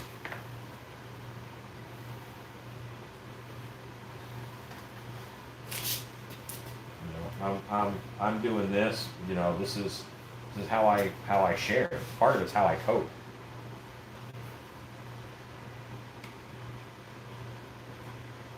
There was a time when I thought these things were cool. That time is over.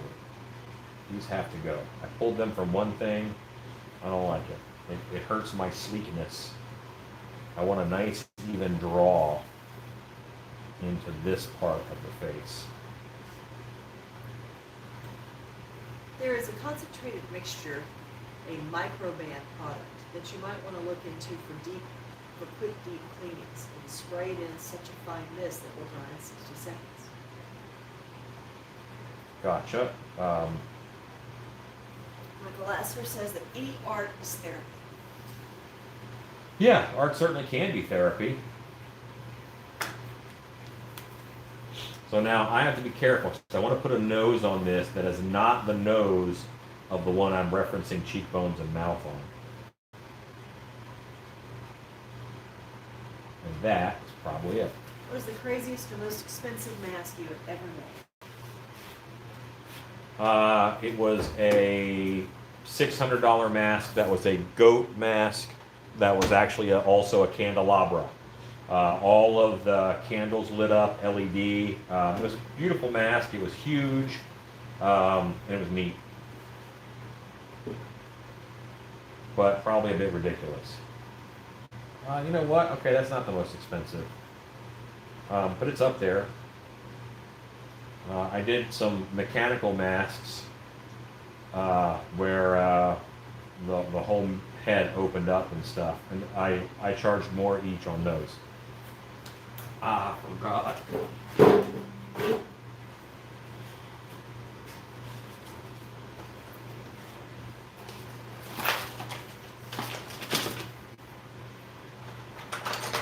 I'm looking for a specific sculpting tool, so forgive me.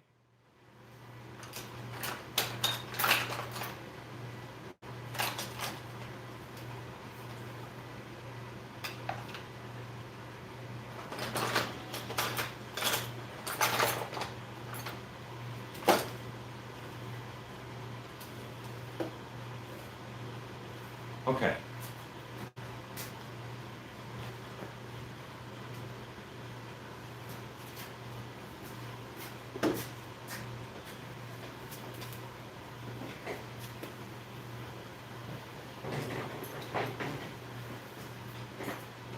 scope by watching Alan and Shannon Hopp's live show. Let's see. That's a way to do it. We're getting there. We're getting there. I'm dialing it in. Did you watch the TV show Making Monsters? Of course I did. Ed Edmonds is my hero. You were on it. I've been on a couple of episodes, yeah.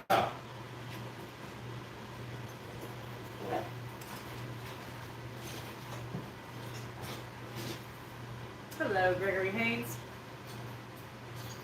Looked better without a nose. Okay. Well, I'm going to finish the nose, and then you can tell me how bad it looks.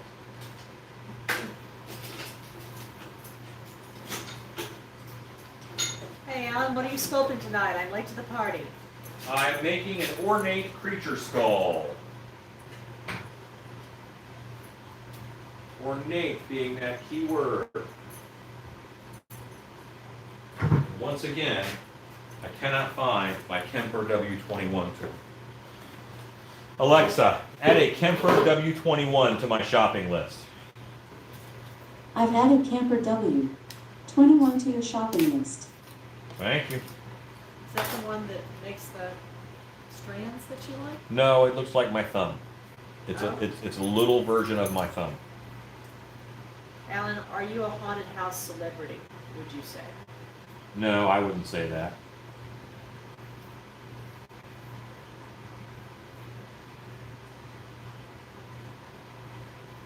I have a degree of notoriety because of my YouTube channel and because I teach a lot of trans world. You lost your W21 for shame.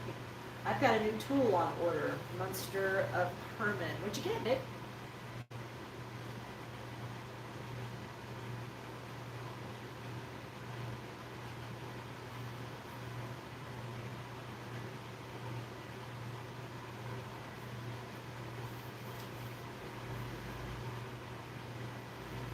Okay, I'm kind of feeling that. That one seems nice.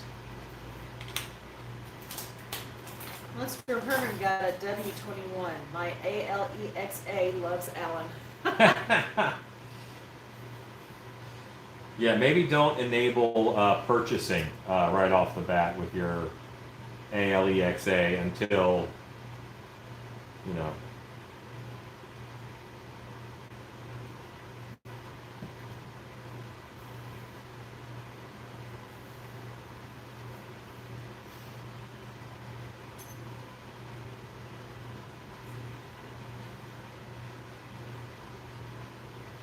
Here's where we're getting into the architectural parts.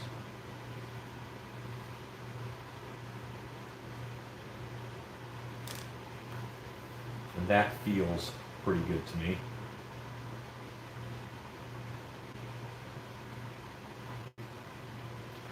I'm not having the simplicity in this sculpture that I want, but I'm gonna keep with it. I'm having some.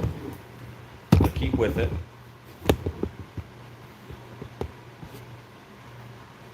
Alexa, what time is it? It's 7:47 p.m. Enjoy your evening. A little Martin Manhunter-esque.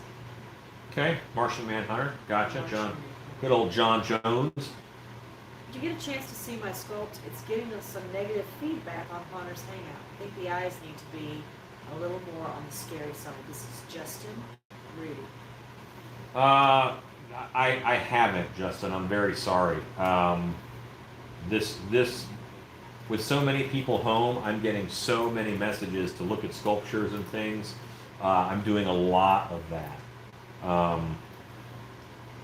So unfortunately, I have not seen it. My apologies. But I'm going to say scarier eyes are always good.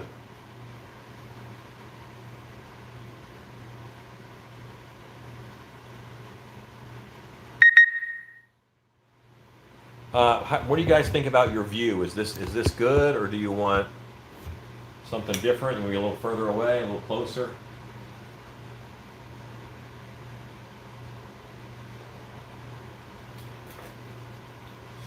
Definitely bringing this in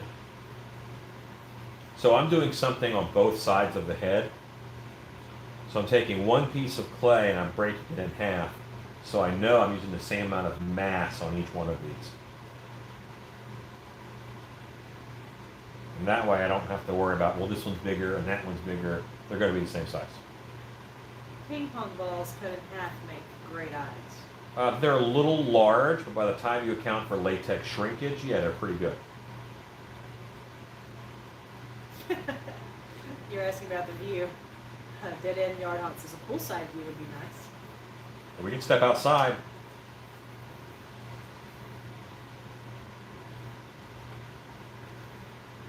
Seeing it, though, is no substitute for being in it. It's almost warm enough to swim. Warm enough to swim. It's too cold. Do you ever worry about your fingerprints when sculpting with your hands? No. No, because, I mean, wet clay is pretty soft, so I'll be able to get my fingerprints out of it with a brush. Just with a nice stiff brushing. Off topic, but have you seen ping pong balls alighting? Oh yeah, ping pong balls are super flammable. One time in dark hour, somebody on crew said, "Yeah, we can make those lights with ping pong balls and just put holes in them and then put lights through them." And I'm like, "No, that's electricity in your ping pong balls, and those things are super flammable." And they were like, "No, they're not." Oh yes, they are. Yeah, ping pong balls are very flammable. I'm getting a reptilian vibe. Yeah, I like that. I don't mind that at all. I really like the way it's coming along. The mouth looks awesome. Well, we haven't worked on the mouth all the way yet, but we're gonna do what we can. And I think I can fix one of the issues I had.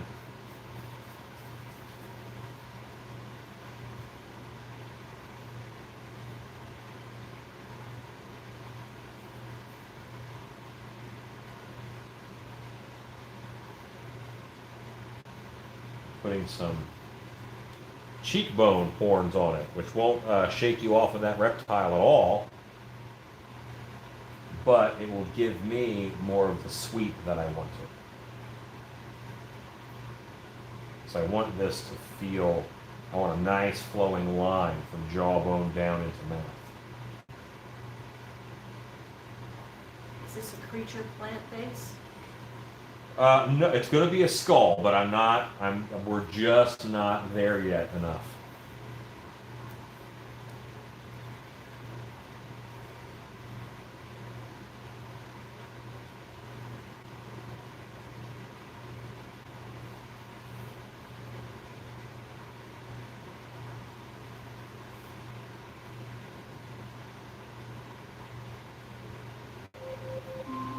Alexa, stop. That was a timer for myself for how long I was going to take to rake, and I have finished raking and I'm already moving on to forms, so I'm okay with that. Do you have a full-size ALEXA or a dot? I have a dot. I think they changed the plastic in ping pong balls. They used to be a type of cellulose. Now they don't burn as much. That's a tragedy. Will you sell this mask? Yeah. Yep. I love the eye sockets. I'm gonna do a simple. I just want to do some simple masks that will make some very simple costumes. And I'm also keeping in mind while I'm sculpting this, I'm building this muzzle out far enough to account for an N95 mask, just in case I've got to have one under there.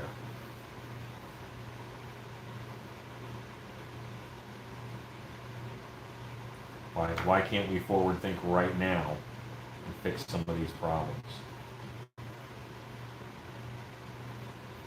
In general, I think haunted houses have a sanitation issue that they have to work on. Many haunted houses don't even do their laundry every weekend, let alone every night.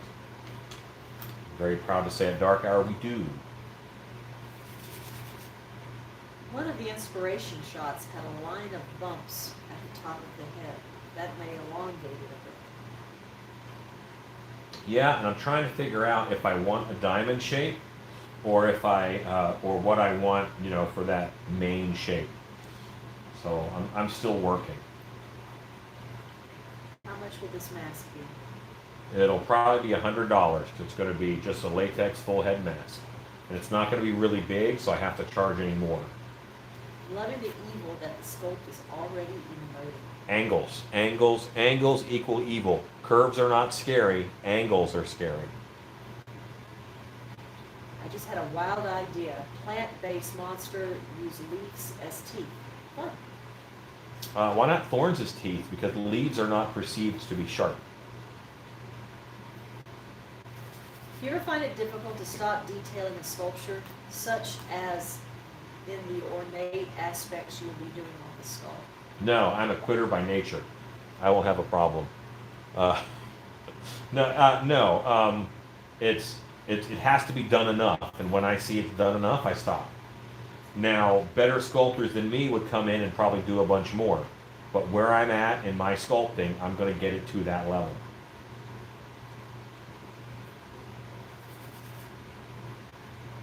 Someone, maybe you, should put out a line of masks that you can put a medical mask in the back of. Increase hygiene and sanitary. Already working on it. But I might have mentioned that, but yeah, that's something I'm actually working on. I have several designs ready to go. I'm just making sure that I can make them fast if I need to. I really like the idea. How about a gorilla skull tip shape? Oh, like a sagittal crest. Plant-based monster for vegetarian hunters. What do you have planned to do with the eyes? Well, they're going to be the actor's eyes. Skulls have no eyes, so there you go. I do want this to have a skull feel.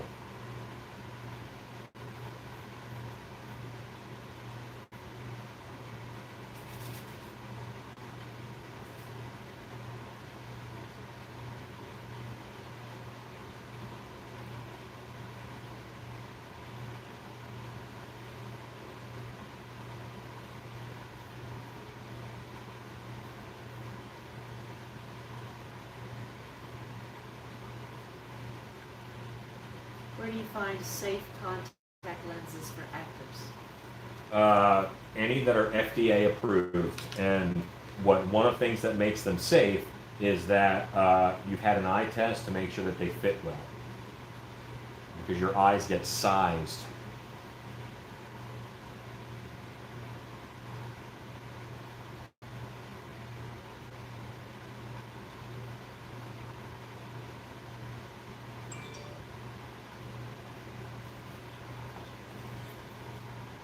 And then it's ordering from a company that's FDA approved.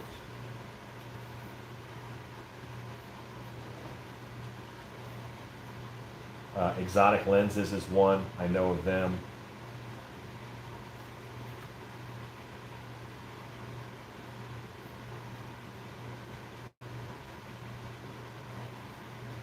What are you guys thinking so far?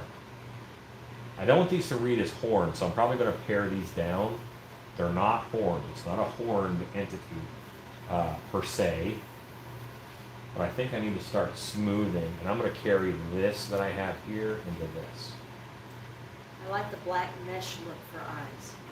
Yeah, that is nice. And I'll probably put a ring in here that I can attach that to. One problem I find myself in often is I first off want to make a sculpt monster or character that I want to envision, but I also try to listen to feedback to make changes that most people recommend. Is that bad to do? Because at times I feel my original vision slips away from me, and it's no longer mine by listening to different opinions. Yeah, I mean, absolutely. You've changed. You've possibly changed what you wanted to do, but it may end up being a better sculpture. What you have to know is, are you kidding yourself? Are you bluffing yourself with how good of a sculptor you are? For years I did that. I thought I was better than I was. And then I realized, Alan, you can't sculpt ears for crap. And, you know, I worked on my ears. so it depends on the nature of the feedback that you're getting.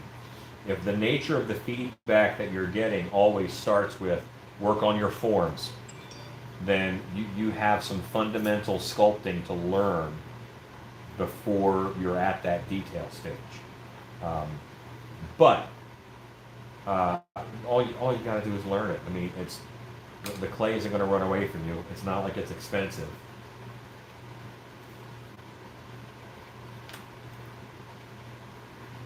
All right, let's do a nice bold move here. Here we go.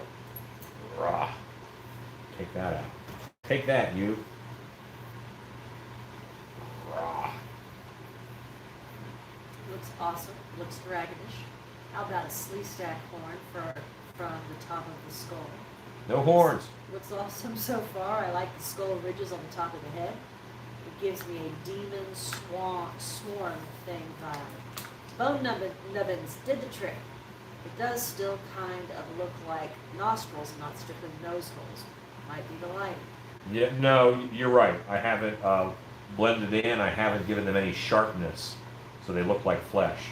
And you're used to seeing flesh there, so unless I really tell you that it's not flesh with texture, then you're going to think it's flesh the whole time. So you are right, but I abandoned that to move somewhere else. I bring up the sculpt in stages. I don't want anything to be more developed than another area.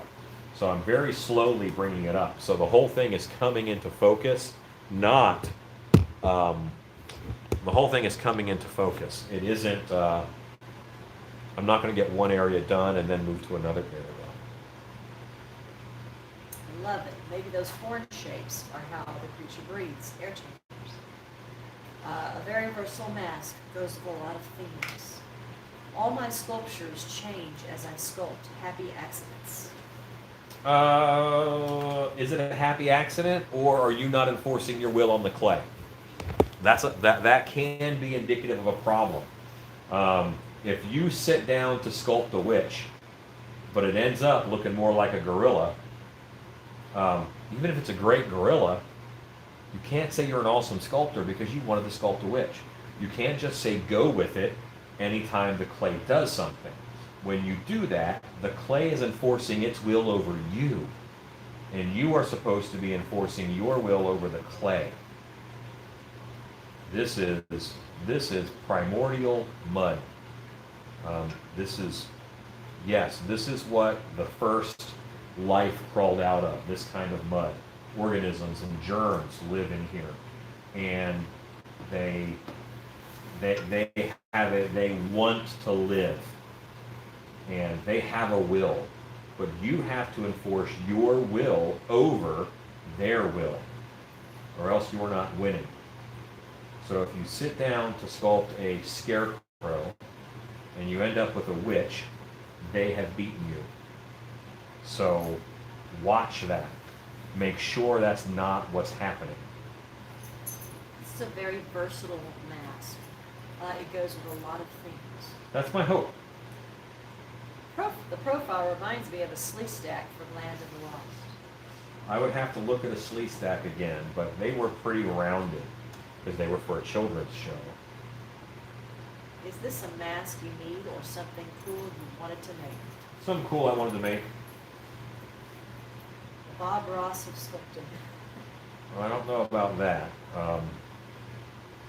I think he was a far better painter than I am a sculptor. But I'm learning. Is sculpting like riding a bike? Yes. I would say yes. But it's more like riding a unicycle. You're just not going to master it right away. No one sits down to be a sculptor and it's just flat out amazing. There's some good first-time sculptors, but amazing doesn't. Amazing comes from years of practice and work. Use the apocalyptic masks. Will be great for N95 masks. I'll take 6. Some of them will, yeah. Alan, what brand or type of sculpting tools would you recommend to a beginner? Ken's Tools. Ken'sTools.com. Hello, Plastic Ninja. Sup, Ninja?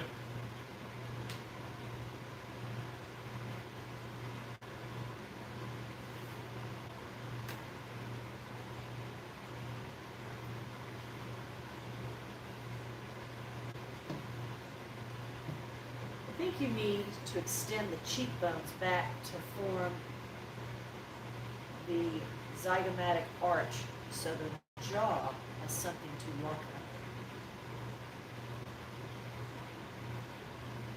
How do you make sure masks will fit your head? This is the arch. I mean, it's here, and the cheekbone ends right there. So I don't know what you mean. But I haven't really touched over here yet. I haven't done the anatomy that pulls this one over top of the other. But I will. I mean, I'll get there. What was that left? What was that second part? How do you make sure a mask will fit your head? Well, if you can sculpt it on your head cast, that's a good indication. But latex is pretty simple.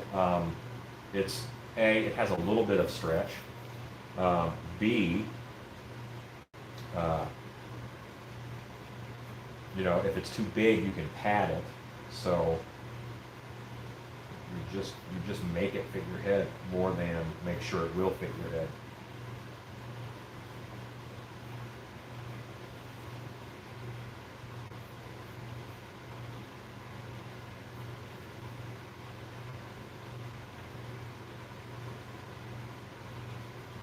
Is the styrofoam head bad for masks a myth, or is that true?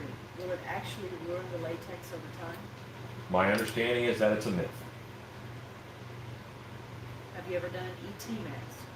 No, ET is cute, and there was a stage in my life where I just rejected and hated cute. I can now embrace a little bit of cute for the joy of others.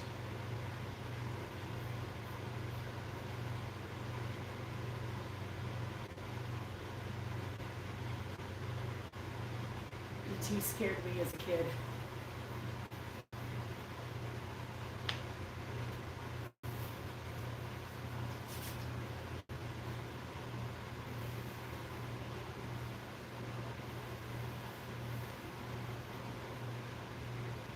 Are you going to paint it human skull tones, or do you have a more eerier and darker vision? I think the first one's going to be chrome. I want to do it chrome and really aged out.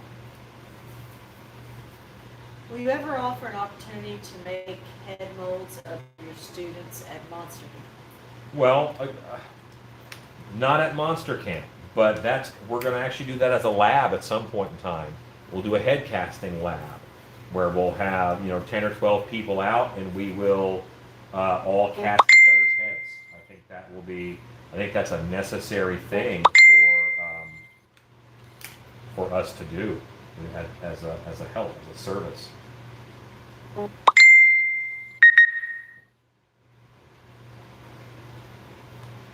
I make what I consider cute stuff, but my definition of it is wildly different than others. Yeah, I mean, cute is, what is that? Relative. Cute is relative. Would you ever make an ET but scarier mask version?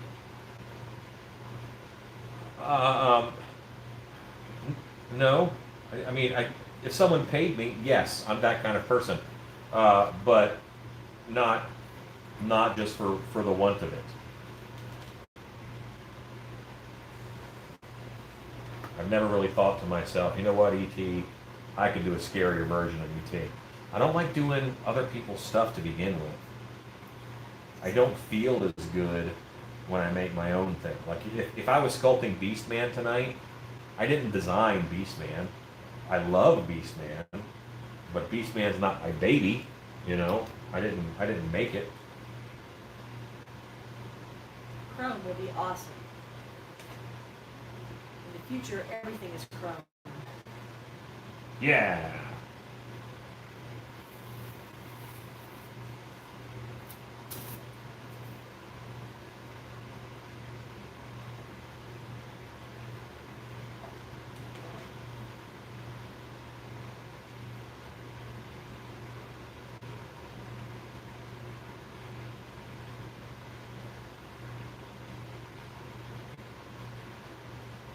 Hi, Chad.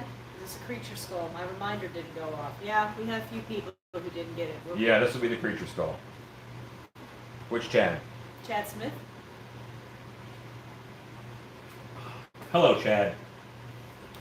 All right, gang. I'm going to break out the spray bottle and some water, and I'm going to probably brush him down and take a look at it and see where I'm at. You know what? First, I need to... Have you ever done a mask giveaway on your stream? No.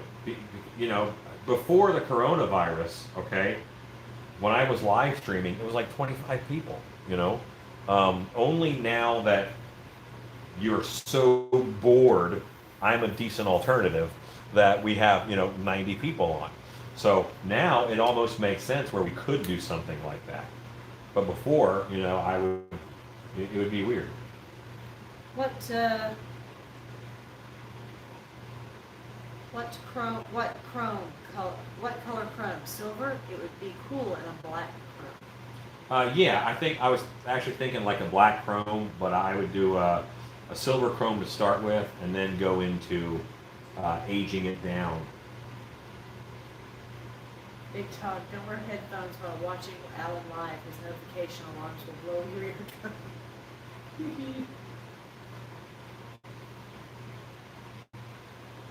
Sorry, big dog. I try to catch all of your streams. I'm always learning from you. Awesome, thank you. I always learn from you guys. How much detail can you put into the clay versus airbrushing? Quite a bit. I mean, if I left my fingerprint in here, that would show up in the mold.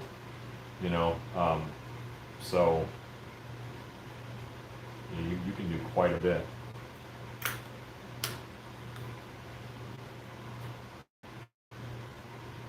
Have you ever done a Baba Yaga? I have, and I will probably do one again one day. I have not sculpted my last witch, that's for sure. I think there's a bug on your camera lens. Well, not right now. Red chrome version would also be cool.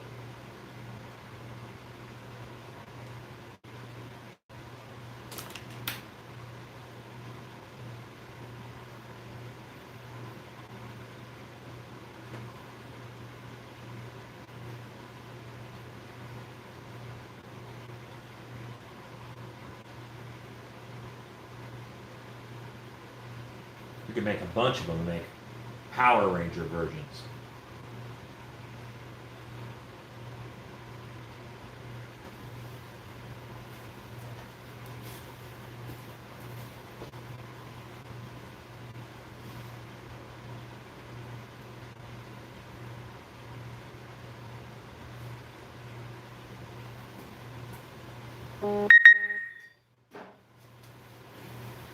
Looking for a bug, honey? There's a fly crawling on the camera. It's possible. Whose werewolf do you like better? Rob Bottin-Cowley, Rick Baker, American Werewolf? Rob Bottin, hands down. Because it's Rick Baker's, it's lovely, it's beautiful. I wish it would stand up. Would the real cool werewolf please stand up? I Please love what you stand did up. with the eyebrow images. Thanks. Never mind, it turns out the fly was on my computer screen all along. Who was this? This is Derry Levinson. That's awesome, Derry. So what is the story on this skull? I thought it would be cool. I've been inspired by this type of look. And if you had to name 500 words that you think of when you hear about Alan Hops, I think 20 people would get through all 500 words and none of them would say elegant. So I'm just going to do something that's elegant and see how I do at it. Have you ever done a plastic mold and or considered it? I used to own a plastic mold. It was very hard to get the latex to cure without having to constantly turn the mold and keep a fan on it. Yeah, plastic and fiberglass and all that, they're just not good for molds. It's latex liquid is kept in a plastic bucket. That should tell you it'll be hard to cure latex that's kept in a plastic mold. I like the fact that you can use the plastic molds almost indefinitely, so to speak. But they are such a pain in the arse to work with in latex ones. Yeah, I'd rather not do it. Big Dog says the forehead is coming along. What you've done on the scalp would look good around the eye sockets to the jawline. Yeah, and it's probably going to get some of that. There's a lot more architecture to happen, but what I'm doing right now is just like raking tells you it's even. Me brushing this out like this is going to help me see my forms. What's the mask back there on the tool chest? There's a grave digger right there. That's a grave digger facing the other way. There's just a wig head on that one. There's a bunch of half masks there.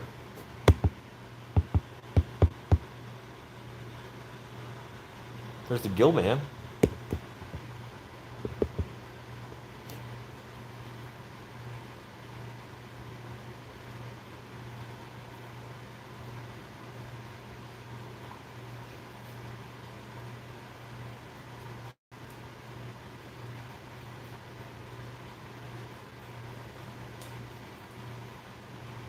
I may do some kind of a chin thing also. I don't know yet.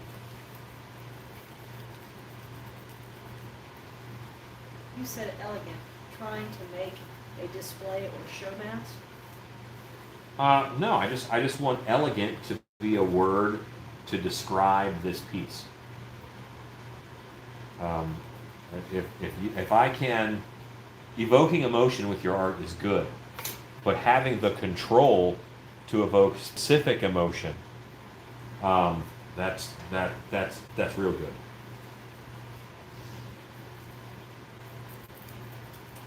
Can't wait for my gill man, says Dead End Yard Haunts. Oh, did he order one?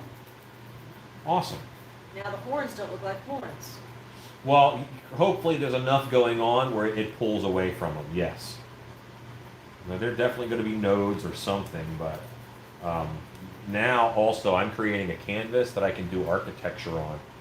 Because when that surface was so lumpy and bumpy and stuff, I couldn't do any architectural sculpting in there. Oh man, I step away for a second and come back to head scallops. Rope run. Yeah, hashtag head scallops. You weren't here to stop me. Need to do a Native American mask. I wouldn't mind that.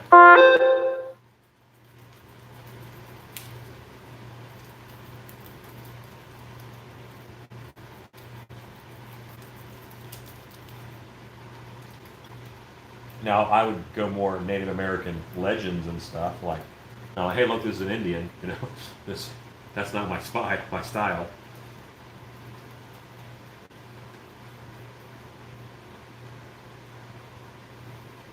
I'm sure this has already been mentioned, but what do you think the pro and semi-pro haunters landscape is going to look like this year, considering this year's pandemic? Will it thrive? Will it not? I think haunts will be down a good 40%. I just think that's going to be the case. It's an election year anyway. I was planning to be down 15%, and I think the pandemic is going to push it a little further. Haunts never do well on election years, but I think the pandemic is going to push it further. I think we're going to have some fear of crowds. Some states might not even be reopened yet. I don't know how New York City is doing, but I haven't heard good things there. It seems like we're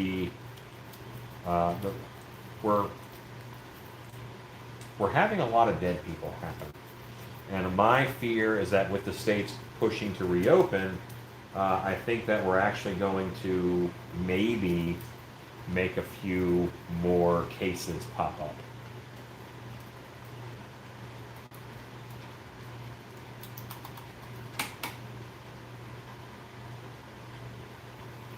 And now I'm just going to make a unifying texture over this.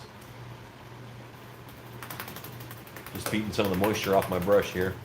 Beat the devil out of it. Gotta beat the devil out of it. It's looking like the Gorn a little bit at this angle. Yeah, I can see that. Sure. Have you ever sculpted on the computer using programs like Mudbox or ZBrush? No, I haven't. I've been a clay guy from the get-go. Mostly because there isn't a easy avenue to turn things you sculpt on the computer into haunted house props. And haunted housing is my main business. I make masks to support the haunted house industry. And that's, you know, I'm not really a soul-searching kind of guy, but I have to wonder, do I do haunted houses because it allows me the opportunity to make monster suits? Or do I make monster suits because haunted houses need them? And I've gone so far down both of these paths, I'm not sure which one is true.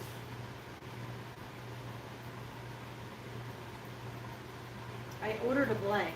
How much extra to paint it? Well, at that point, it would be a mask. So a half mask blank is $30, and a half mask painted and finished is $75. So I think he ordered the creature, so it's a full mask. okay. Oh, so okay. So if it's a full mask, then the blank is 60, and the full mask is 100. And we would deduct off, and that we take consideration the shipping you've already paid. Right. So the So- shipping is the same. Correct. Right, okay. I hope that answered the question for you, Dead End. Is there a good place to buy the styrofoam heads or Michael's craft supply stores pretty much a fair price? No, they're stealing from you. Don't buy from them. Don't buy from styrofoam heads from Hobby Lobby unless you get it like 40% off. But buying from Amazon is good. Even wig stores. Go into a wig shop and say, you know, I'll buy any styrofoam head you have with a crushed nose, and they'll give it to you for a deal, because a person who wants to display a wig on it, they want the face to look nice. But most of the time, we don't care. It's going to have a mask over it. Okay, now see how me putting this little texture over it helps you to see those features? And all of this is just as detailed as this side, just this side had better shadows.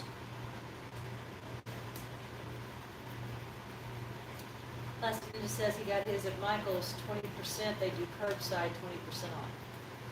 Yeah, but I mean, Amazon is pretty cheap too. I don't know how many you need. Right now I'm buying from Amazon because AliExpress can't get them to me fast enough. Have you ever heard of the Wendigo? Yes, I've heard of the Wendigo. I had a dog named Wendigo for 8 years? No, 13 years. 14 years. I had a dog named Wendigo. I love Wendigos. Wendigo's one of my favorite Marvel villains. And you made masks.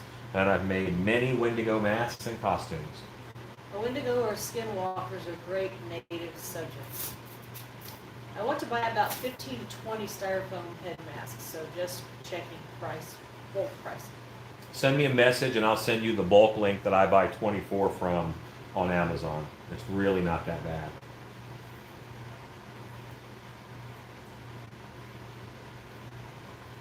Okay. So I feel okay about this. I'm still not sold on the nose. I have to figure out how I make this feel like nose bones as opposed to nostrils. It has a very lizard-like feel because lizards don't have a lot of fat, and their muscles are all underneath of their skull, so their head shape is a little different. Do you think states should be reopening non-essential businesses? It depends on the state. I think Montana's probably fine. You know, just because the population is so low. I don't know. I make monsters for a living, and one of the issues that we have right now is that everybody on Facebook is an expert, and you don't know that they're a, you know, nut job or whatever. I joined your mask design group today. Lots of cool stuff on there. There is a lot of cool stuff on there. Yes to skinwalkers. Yeah, I like skinwalkers. 3D printer. We haven't done a 3D printer. That's probably in reference to me saying there's not an easy way to get um, creatures sculpted in the computer to a haunted house. Yes, 3D printing is not where it needs to be. You should have been a politician with that answer. Well, I'm a haunter. I am a politician. I live on Long Island. So far, they have opened some of the beaches and the golf courses, but that is really it. Upstate will open first, but we are not to phase 1 yet. Thank you, John. Yeah. See, I don't. See, an island, man. That's scarier to me. I know it's Long Island. It's not like it's isolated, but Chad Smith says, make your own EVA foam head forms. I love mine. yeah, they're pretty great. It's looking a little center of the earth lizard guy, says Jesse up there. I'll be okay with that. We've been getting wig heads from the wig shop before they were no longer essential for like $3 each since comic years. Yep. If you need 25 heads, never mind making them. That would be way too much work. Yep. Is there a skull nostril reference you're using? I have all of. I'm looking at these guys and just going from kind of what they've got. And a lot of the ones that I like, actually, they look a little more like noses. So, I mean, I see the trap I'm falling into, and I think color is going to do a lot for it. Excuse me. Have you ever heard of Eric Lubati? I did my internship with him. Yeah, Eric's awesome. Great guy, great work. Have you ever heard of Don Post, the mask maker? Yeah. That's the man. That's Don Post. That's the big mask company from 60s and 70s before kind of distortions took the crowd. I've actually met Don Post Jr. several times in a row. I like the neck detail on that robot skull picture. Yeah, he's got some nice things. And I put that in there as a reference to see if there's anything that I could use. Big Dog has one of his masks. Don Post's Big Dog or Don Post. Eric Lubati? Don Post? That's my guess.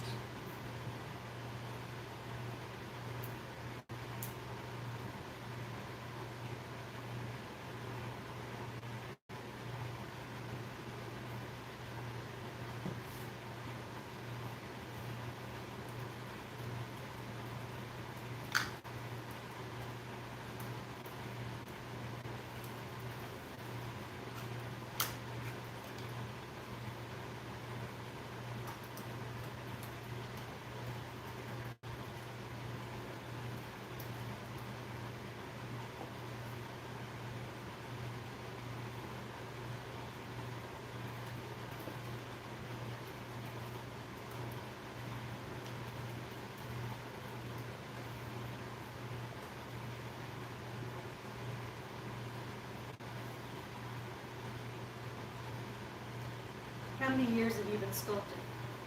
I sculpted my first mask in 1995. Now the math is in your hands.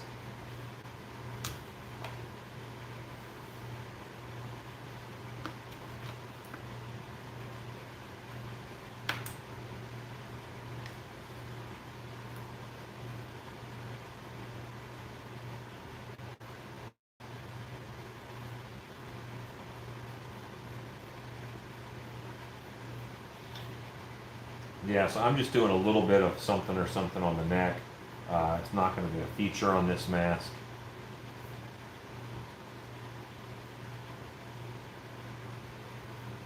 But it needs a little something, something.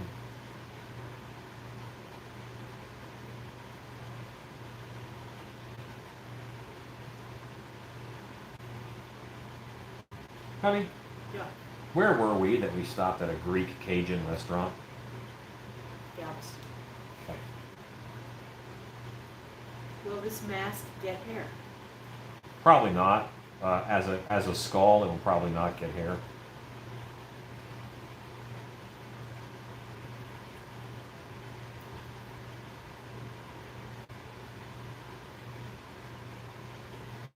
you asking about that? I just remembered it. It sounded weird, so I'm like, where did we see that? Where did we do that? It was delicious. It was crazy good. Okay, so let's start going a little bolder here with our design. Let's figure out some things. Will they get ears? No, skulls don't have ears, so I'm not going to give this one ears.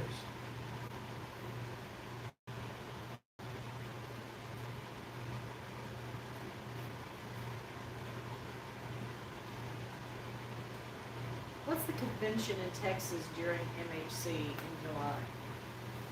July? Scott, could you look that up and find that? Is Scott? Oh, Stacy grabbed it. Thanks, Stacy. Thank you, Stacy. She's already on it.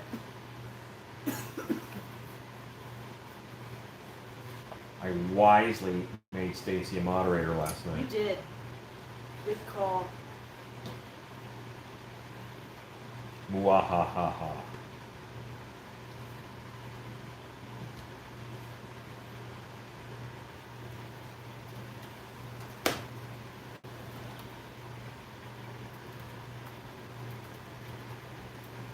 All right, so let's go back here.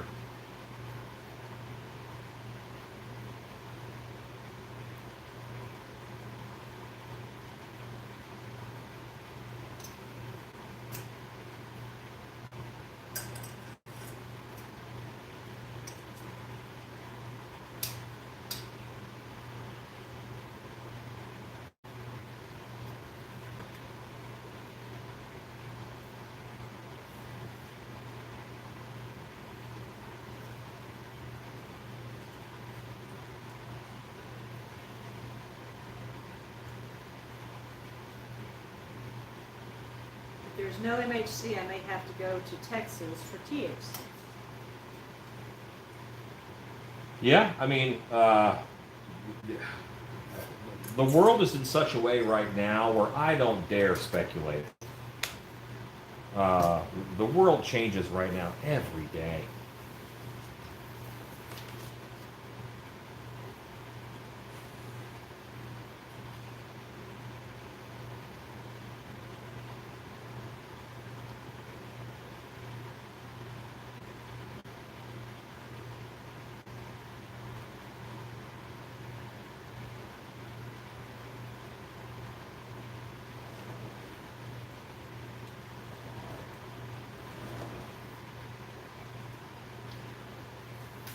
How many times can you reuse the same clay?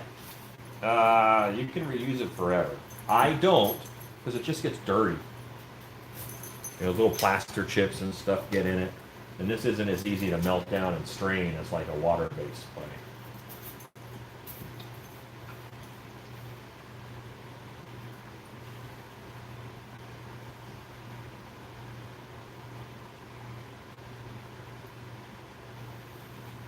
This mask would be awesome for a skeleton warrior costume. That's a hope. That'd be cool. One of my great laments is that I've almost always been too fat to play a skeleton.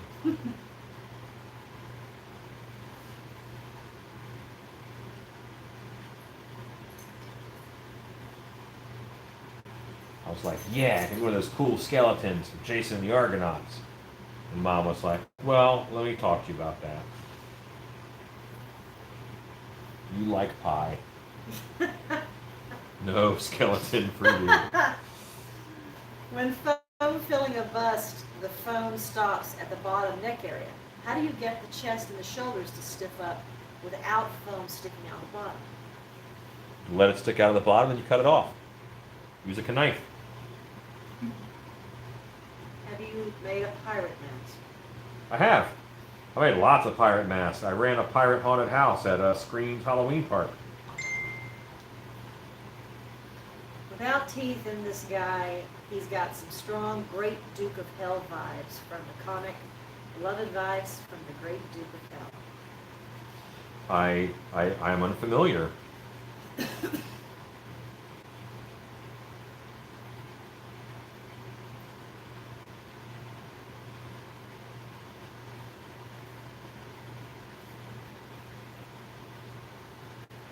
Okay. Now, I think I'm going to start on my,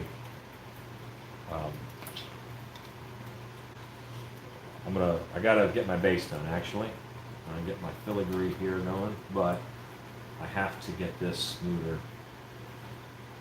These aren't even. I don't want to build a house on top of this bad foundation, so I'm getting this foundation a little better before I start building on it. Otherwise, it's all going to look wonky.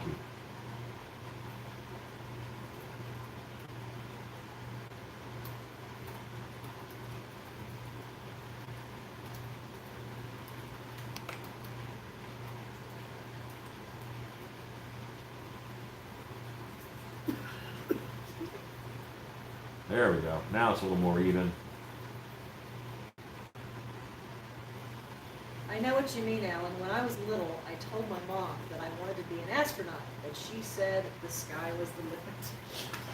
Oh, John Royski. That's better when you say, "Mom, I wanna be an astronaut," and she says, "Why don't you learn to drive a forklift?" Oh, John. Which forklift is that is my job that I wish I had. Whenever I get like overstressed, because I imagine that, how much forklift driving work can you take home with you? There's always stress from people, but at the end of the day, I feel like you might be done forklifting, and I'm never done doing what I do because my brain is still on it. Unless I work to change that. I've had haunted house actors that, when they're not doing quite right, I'll say, "Do this, learn to do this, learn to flip burgers. That's where you'll be the rest of your life unless you learn this."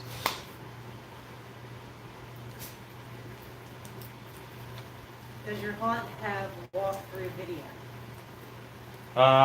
If you go to Dark Hour Haunted House, we have YouTube, and there's lots of video from it. There's not, like a full walkthrough, but there's a lot of stuff on us. You know Mark Alfrey?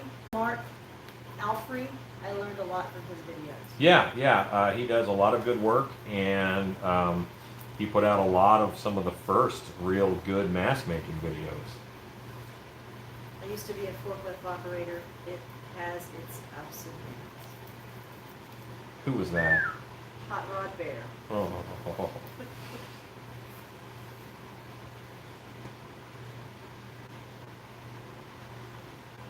Big Dog just said bad.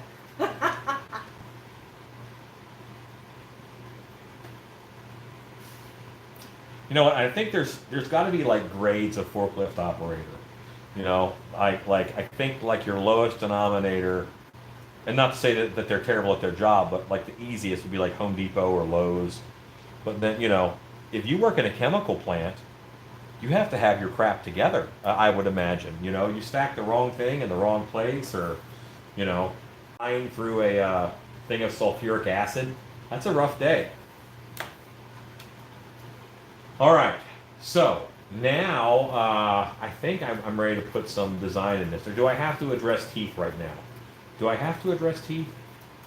Are we going to teeth? And I feel like I'm going to pumpkin teeth this one.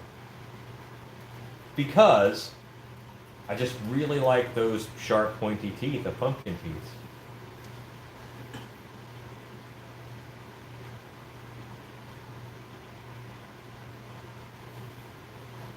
I grew up in a distribution center where we made Bad Dad, where when we were bad, Dad made us unload the garbage truck with forklift that stalled out. Hey, Spastic Bug, welcome back. Nice. Oh my goodness, you guys. Y'all are funny. Okay, so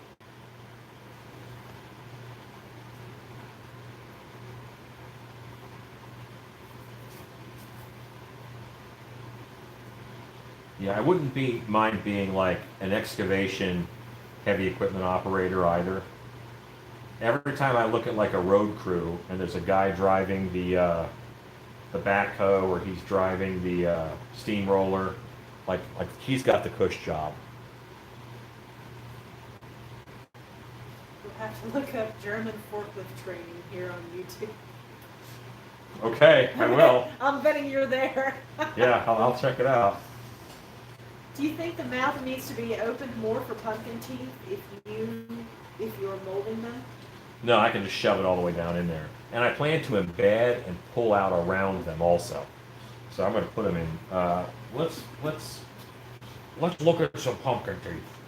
He said German forklift training is the most gory training video ever.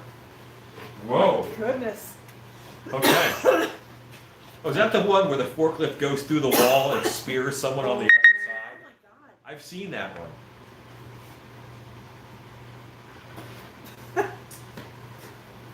Yeah, he puts his forklift through the wall and kills somebody. Oh my goodness. It's mock, I believe. Is there much to learning how to walk on stilts? It depends. How are you just walking?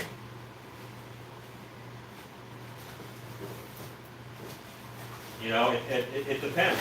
It's per person. You know, some people learn to walk on stilts easier than others. So it depends. All right, what I haven't done is gotten about 10 or 15 feet away from this and taken a look at it. I would say I have above average coordination with that stilts. Then you'll probably be fine. You'll learn in an afternoon. I like it from here. I like it more from here. I just walk away from it. Yeah. Yeah. I mean, sometimes you have to walk away to see stuff. It spears someone, cuts off a guy's arm with a chainsaw just over the top. You would love this. Good times. No.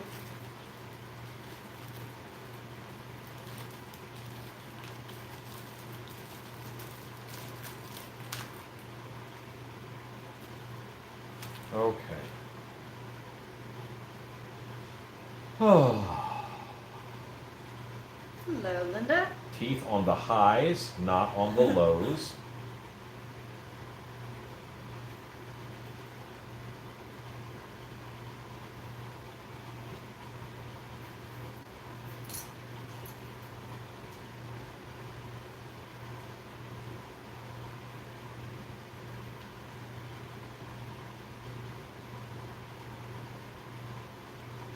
Alexa, what time is it? It's 8:42 p.m. So I'm over 2 hours in on this sculpture. Big Dog says, my forklift is electric, weighs 9,000 pounds. Oh yeah, there are no brakes. It's made that way. Okay. Trying to match Jeepers Creepers teeth. Would you recommend Bite-Mare's demon teeth or wolf teeth? I would have to look and see. I would have to look at Jeepers Creepers. If I were, demons are all the same, and the wolf teeth have different sizes to them. So off the top of my head, I would go wolf teeth. It's good, so I believe we're sold out of demon teeth. I got up for a reason, and I forget what it was. I think there was a tool I needed. Oh yeah, I needed scissors. Being old sucks. Speaking of which, I'm gonna grab my glasses.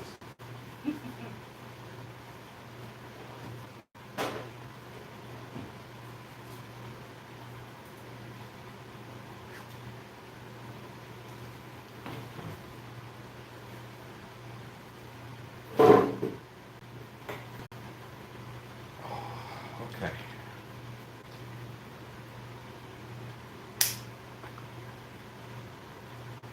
Had to trim that pumpkin tooth a little bit because it was poking through.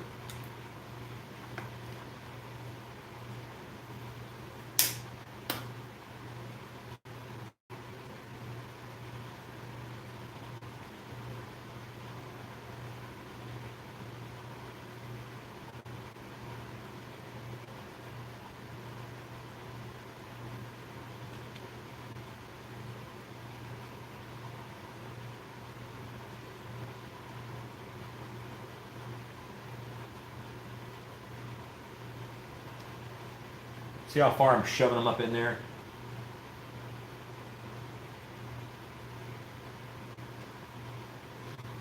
And now I'm going to go in and I'm going to cut some of that lip out.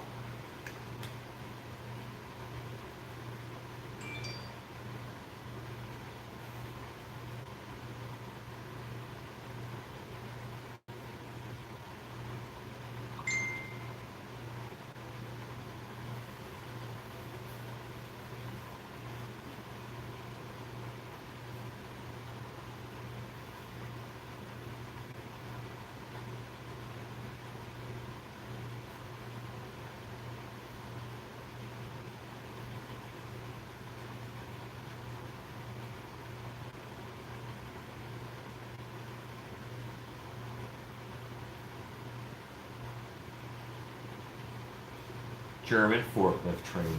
They're still talking about it. Possibly a sharper indent to where the crease of the mouth meets the cheekbone. Just a thought. Oh, I haven't even hit that yet. Yes, I completely agree with you. I have not worked on that yet.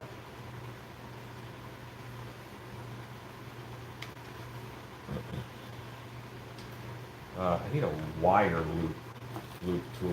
I have my rake loop tools. Oh, this one will probably work.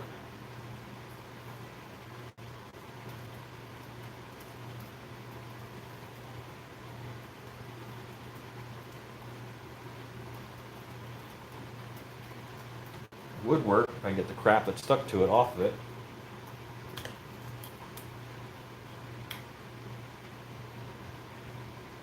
Okay.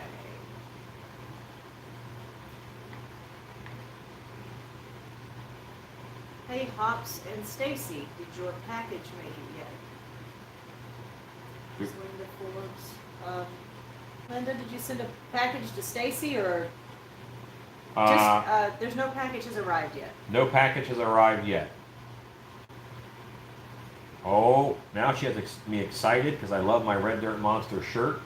And maybe there's a new Red Dirt Monster shirt in there. It's looking more and more like a demon. But it could be anything.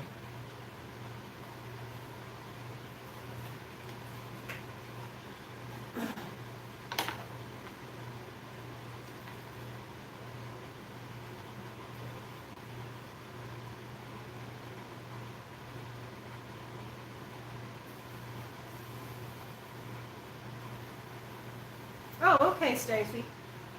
She sent some stuff for Stacy in the package. Okay. Gotcha, man. Okay, we'll make sure she gets it. All right, I need to get a new loop tool out of my loop tool box. Whoa, shut the front door. Step away for a short time. Bam, Alan, you've been jammed on the skull. It's on the side. I have. That's what I like to do. Making some monsters.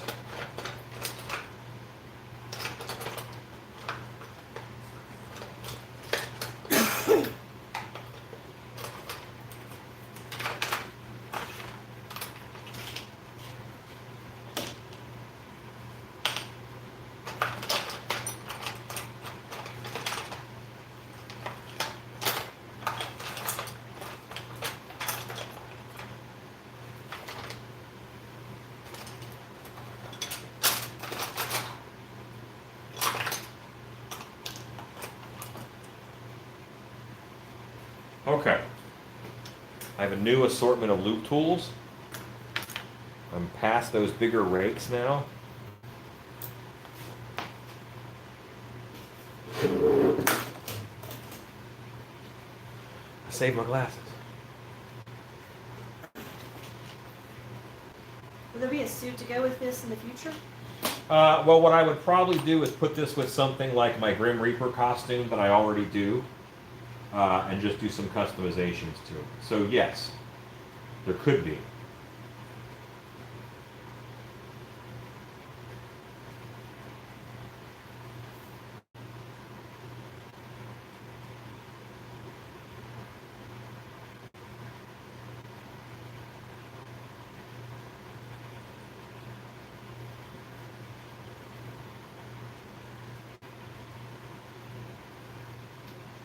Linda says that you'll love it, but it's not a shirt. Okay. This kind of reminds me of a dead merman. Okay.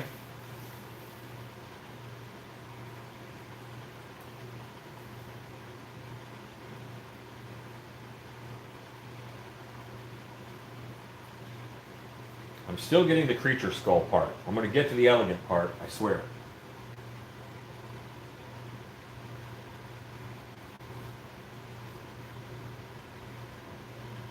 What about hands for it? Maybe some long fingered gloves would go great.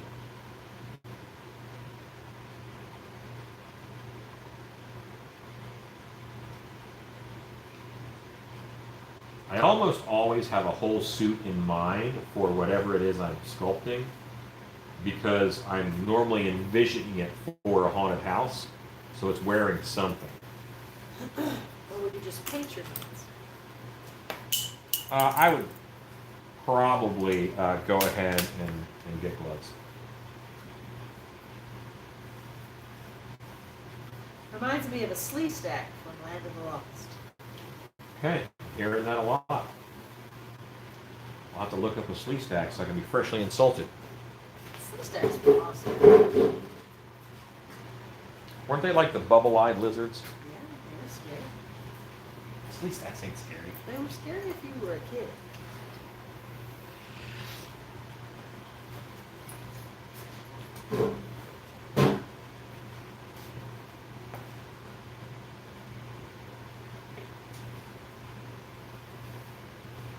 Okay.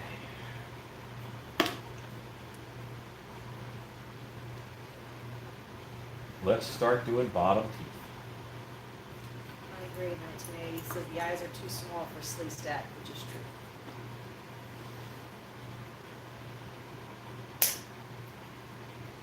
Sorry.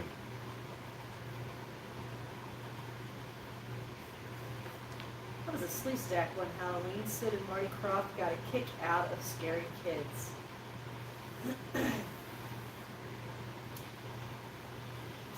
Yes, big black eyes. Go out and get yourself some big black eyes. Thanks, just the mouth that favors a slee stack. Plus, they only had one ridge in the center of the skull.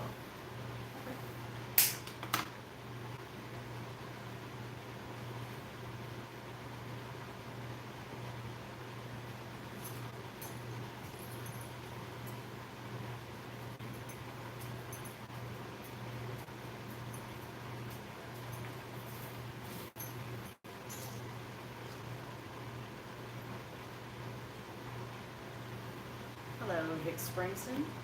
Hey, Vic. Michael Astor says that he loved slee stacks as a kid.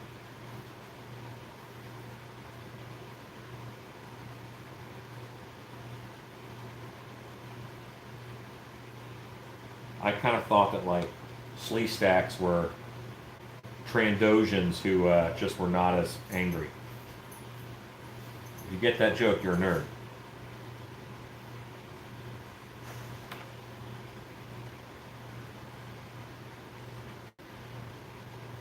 And I realized that I made that joke, so I'm also a nerd. Slee stack looks like overgrown geckos. Yes, I agree with you.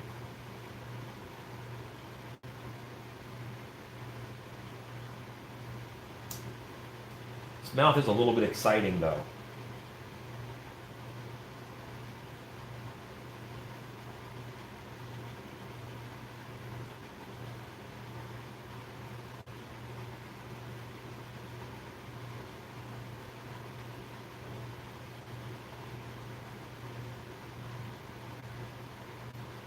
You guys are about the hardest working folks I know. Well, I'll tell you what, my wife is 1,000% a trooper for how much she is in here helping me with this. And I honestly feel that this is big enough to where I can't do it alone. I actually need help to go live now. When we have guys on like William Cabral or Cabral on, That's something that I could handle, but it's going to adversely affect a lot more people than just me. We had another guy on last night who did a super chat to make sure he could put up a dirty message. And you know, that's not something that I had time to jump up from what I'm doing, go stop it. So really thankful that Shannon is here helping me, and Stacy will come and help me out. And you know, Scott and Michael Lasker are on it too. But it's there's a lot more people on, and as I get more people watching, what happens is YouTube pushes me to more people, and the people that it pushes me to aren't necessarily my people. You know, they don't have the same interests. And watching me, if you're interested in what I'm doing, is one thing. Watching me if you're bored isn't fun at all. I am very thankful for the good attitude of some. You know, there's a lot of very encouraging people here, and I am very grateful for that. There are. Very grateful for that. So thank you, Vic. We are working hard, but it's good to work hard. Gary Fay has some killer hand extensions. Expensive, but look killer with this mask. I disagree with you. I don't think they're expensive. For the engineering and the work that goes into them, and the fact that this is like the first set of commercially available hands like that, they're not that expensive at all. Are they, what, $250 a set, something like that? A bargain. I get to talk to Gary every now and then, and he's an awesome guy, and I'm so happy and proud that he is someone who had a vision, he put in the work, and executed it, and now he's getting, you know, accolades from it. That's great. And how amazing is it that we live in a time where the guy who made the hands for Lady Gaga, people know his name. Because like even in the 70s, a lot of people didn't know Rick Baker's name. They didn't know Rob Botton's name. They didn't know Dick Smith's name. You know, the internet though is making the world's just smaller, and you can find out who did things, and we get way more credit as artists now than we ever used to. That's awesome. What a great world we live in for that. Some of the hands are $400. Yeah, well, I mean, I believe it, and I would say that they're probably worth it.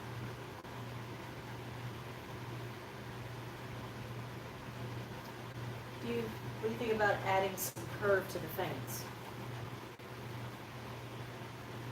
Well, I can't. They're hard plastic. So, I mean, they are what they are. I would have to melt them and recast them, or sculpt my own, which I was thinking, but I kind of like the way these guys work. Grown man playing in mud for a living. Yeah. I'm starting to love the bottom jaw. The huge underbite is awesome. If you look at the side, it's really not a huge underbite. It looks like it from the front, but these meet up pretty well. It'll have a slight underbite, but no more than most people do with just the chin sticking out. Behind every great man is a great team. Very sweet. The mouth looks dope, awesome looking. Dino meets Herbrana. Running off to bed. 2 foot great. Good night, big dog. Night, big dog. Do you have to have 4,000 hours and 1,000 subs to have a super chat? I don't know. I don't. It's something. You have to have something. I think what you just said was to be a YouTube partner to make ad money, but they have to give you super chat. There are criteria. I don't know what they are.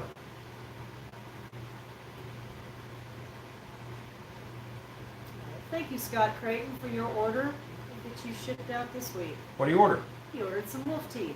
Cool. Thank you, Scott. We'll get you taken care of. Okay. Teeth change it so much. Really dig it. Yeah, I mean they do always.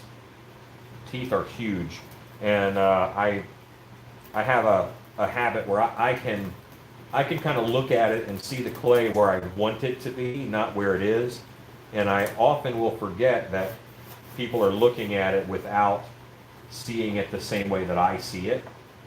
You know, so I saw it with the teeth in it already, so you know, it looked different.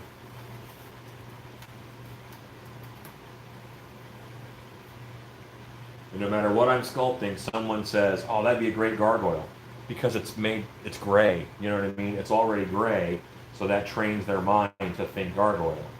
Where, you know, that just it's the nature of what we do. It's going to look like a gargoyle.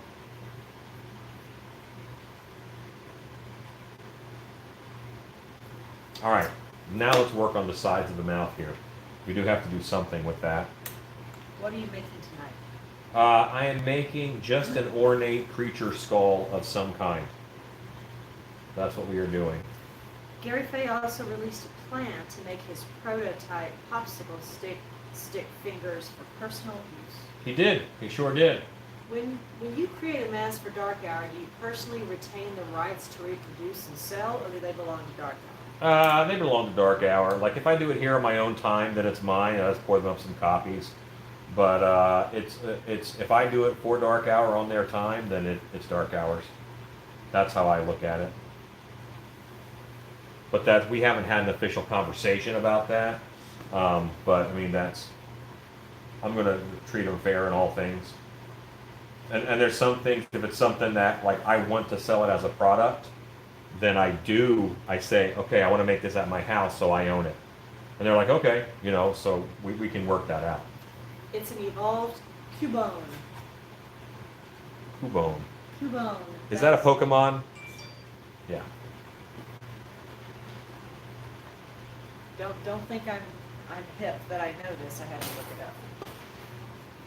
Wow, that looks good. Looks great. I really see your creativity soar when you reach the depths of your melon and let go. I feel honored to witness an Alan Hops original in the making. Oh, that's very kind.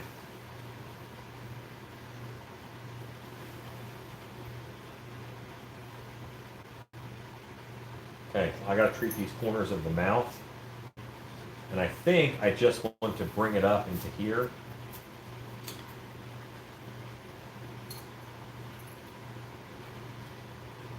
Stacy says they're absolutely worth it. The thing with art like that is it's expensive because it's valuable. If you value it, save up for it. It'll be worth it to pay for quality. Good night, big dog. That big dog. Had to step away for a while. This is hard beauty, but this is progressing nicely. Thank you. To receive super chats, you must be at least 18 years of age, have over 1,000 subscribers, be monetized, and eligible for live stream. There you go. Good to know. I got you, Scott. We'll get you some stickers and some little surprises in there for you too. I got you covered. You have to be monetized for I didn't know that you had to do anything to be eligible for live stream. I thought you could just live stream on YouTube. I didn't realize there were criteria. I guess I had already met them by the time live streaming was invented. Because old. I'm YouTube old. I think it's amazing, and once again, you are talented AF and practiced skills. Jesse Papa Bear. Oh, thank you. I appreciate that, sir. Very kind. I picked up an insect mask. How have you done compound eyes in the past? I'm thinking of using a mesh netting, spraying black paint, and applying paint to the mesh to get the honeycomb shape. That's exactly how I did it. There is I got a set of stencils. It's a honeycomb stencil, and that's exactly what I did.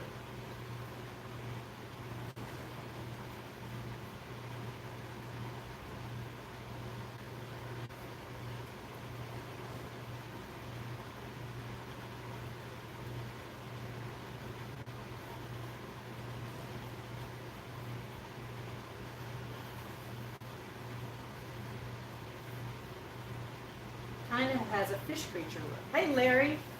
Yeah. Larry Hughes. Yeah, it does.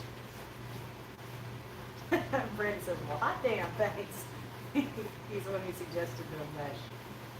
Probably have to monetize to get super chat. Will you cast this without the teeth and then pull the teeth in afterwards? Nope, I'll cast it with teeth in. Do you have any funny stories about meeting a fan out of the blue, random places? Yes. This is a good time for me to... Trish. Right now I forget her last name, but if I saw her name on Facebook, I would know her last name. It was at MHC on the show floor, and she just walked up and hugged the shit out of me. Pardon my language. She hugged the crap out of me, and she like big hug, squeeze, and then she explained who she was, and that she knew me from the videos and she was a fan. So yeah, that was very interesting. I've also, the wife and I were eating lunch in a restaurant, and someone paid for our bill because they were a fan of the series, of the YouTube channel.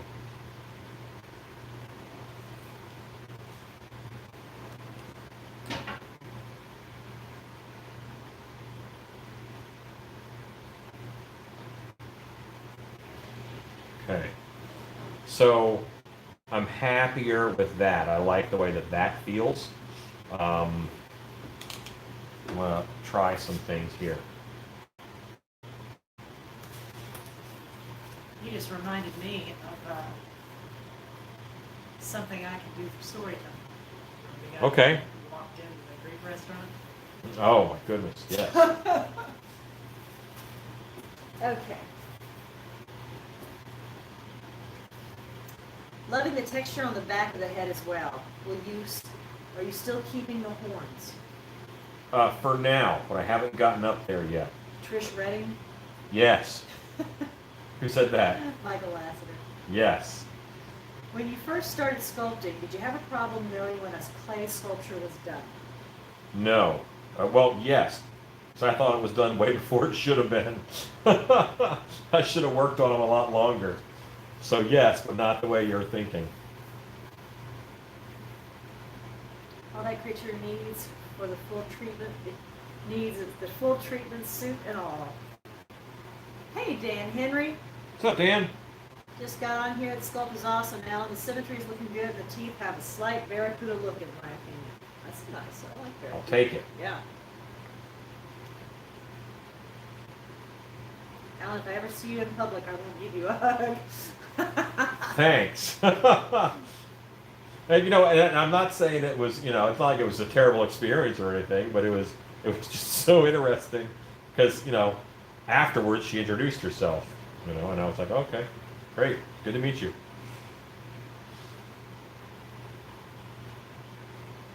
Very nice lady. Now, watch Alan is going to get a lot of hugs after this story. You do get hugged a lot. I do. You get hugged and stuff. And folks buy me drinks. Like pro haunters sometimes will buy me drinks because I saved them money on something. They're like, and one of them was, you saved me $1,000 on LED spotlights. So here, I'm buying your drinks. Well, thank you. I'll have a Diet Coke. Social distancing hug. I won't hug him. I won't give hug, I'll scare him, says Paul Bennett. No hugs post-COVID. It's so sad. It's true, though. Draco Demon sounds appropriate. Fun. Okay. Hey, Alan, if I ever see you in public, I'll probably assume it's someone who looks like you. That's spastic hug. Shannon, I had a memory come up on Facebook the other day, and it was the live stream where you told the story of Alan fixing the garage door early one morning. Oh my God. Yes. That was one of the better ones. Those barbs are cool. And what do you know, Michael? It involves nudity. It always does. You were... Okay. What time is it? 9 o'clock. 10 after 9, I should say. Okay. I'll probably wrap up at 10. Is that okay, honey?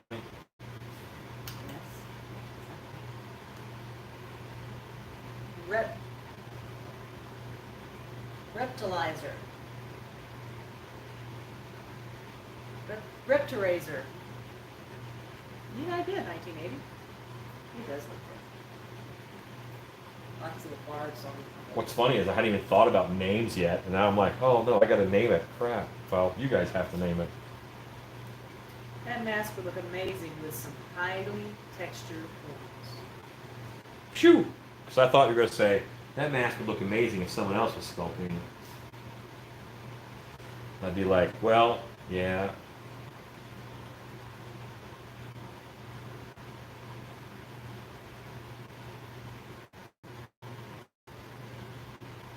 How the glasses work. Okay. Unfortunately, these glasses work awesome. More spikes. Call it Barbie. Was it 1980? Yeah, of course there was. The Notorious.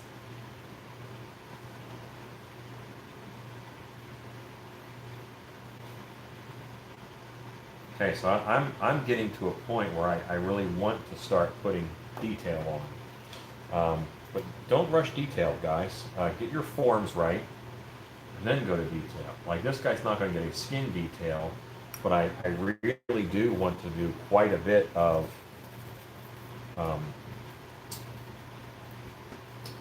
just elegant architectural work in there.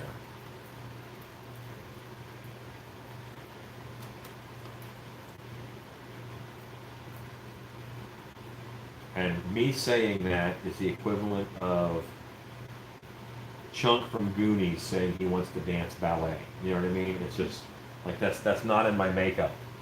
But I'm gonna give it a shot, and we're gonna see how I do. Yes, Linda, that's a favorite story too. You warding off the possible neighbors. next Oh, door. yeah. I love the bulk in the throat. How much of that will be preserved, do you suspect? Most of it. Here's why. This is my head cast. And if you look at me, my neck is just as wide as my head. I have a 22.5-inch neck. So, I mean, now granted, parts of my head are wider than that, but I have a big neck. So on this head form, I can't do skinny necks. East not happening.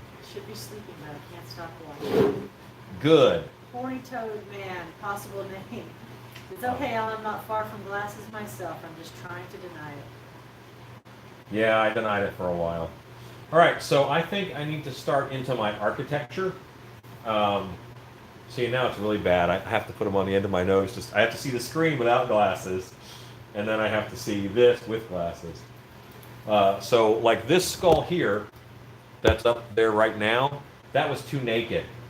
There's no detail on that. So I use that for my basic forms, and now I'm going to put some beautiful, well, and hopefully beautiful architecture work in it, like you see on the side of this guy's head. And you know what? Let's modify our list now.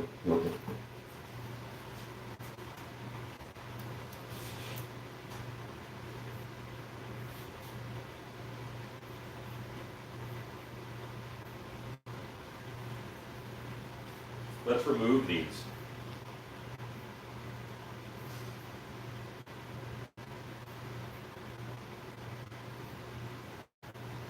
Scott Van Gorder, got my blanks. Thanks again from Alaska. Honey, Scott got the Wolfman 2020 and did that really good paint. And here it says the pictures of him.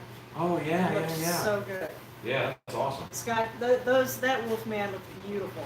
And you know, let us see what you. It looked a lot like it looks like I made it. I mean, that's good. So beautiful. I liked his nose. I just thought it was a great paint job. It looked so good. So Scott, send us some pictures. We want to see what you do. Really loved it. Dan Henry, the profile of that sculpt is excellent. It's going to be popular. Snake tongue like a venom. That's an option. I like that. Skull captor behemoth. Glasses suck. I have astigmatism and had to start wearing it a few years ago. Good night, Michael.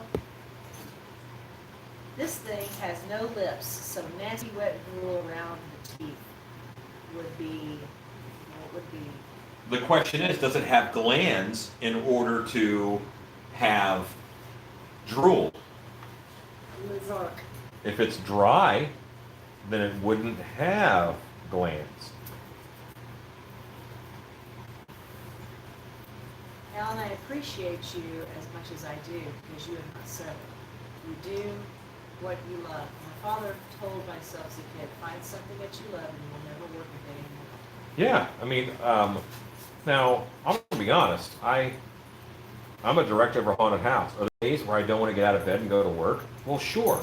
Once I get there, do I get to do something awesome? Yeah, of course. It is, it's something that I love. Nothing wrong with that.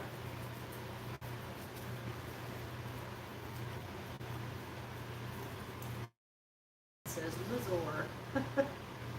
Brandon D says Lizark. Now, I think once it's painted like bone, it'll look less like a lizard. Do you ever make a mask and after it's done, do you ever think with, what was I thinking when I made this?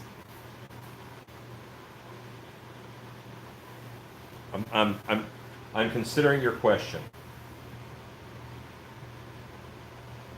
No, I don't think I do. But I'm a pretty deliberate guy.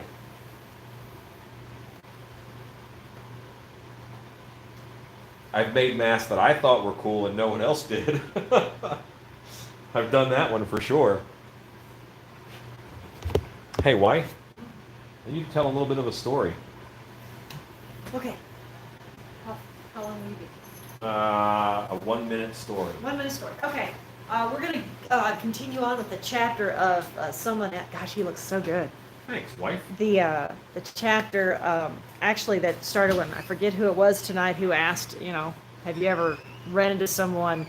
And Alan was telling the story about Trish coming up and hugging him and whatever. Well, one day, and we don't get to have dinner often together out very often, and we had a night where we were actually going to go to dinner, just go to dinner, which should not be a big deal, but for us it kind of is because we rarely get to. And we were in the dark hour van, so it's parked outside the restaurant. This should have been an indicator that we probably should have gone in a different car, but that's what we went in because we had been fishing, and we always fish out of the van. Anyway, we stop at a restaurant, and we're having dinner. It's a Greek restaurant. It's really good, having just a lovely evening, and a guy walks in, and he saw the van, and he comes up to our table and just looks right at Alan, and he goes, "Is that your van?" And Alan said, "Yes." And he said, "Are you Alan Hops?" And Alan said, "Yes." He goes, "All right." And he took a step back and he began to audition for Alan right there in the middle of the restaurant as a werewolf. And I'm talking snarling, slobbering, roaring. I was having a glass of wine and I immediately ordered another, wished I had something stronger. This guy went and he just flat out in the middle of the restaurant auditioned. He said, "I want to work at dark hour and I am a werewolf." And that's pretty much the last English words he said for a good 2 minutes as he proceeded to have a transformation audition in the middle of the restaurant.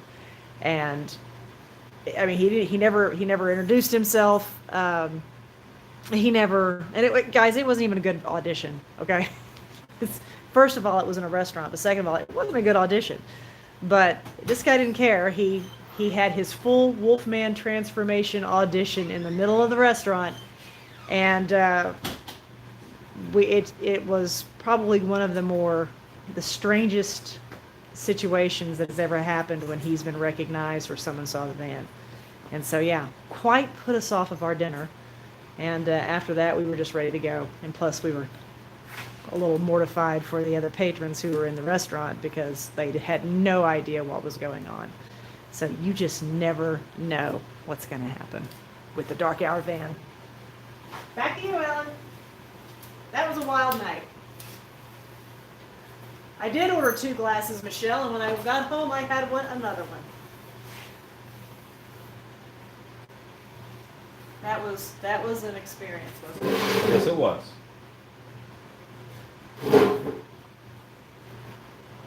Okay.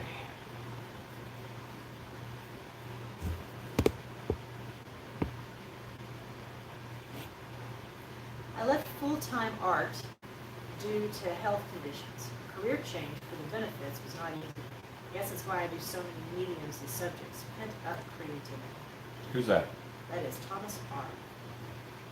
Brandon D. I forgot it was a skull. I'll rephrase my question to say the lip jawline on the reptiles.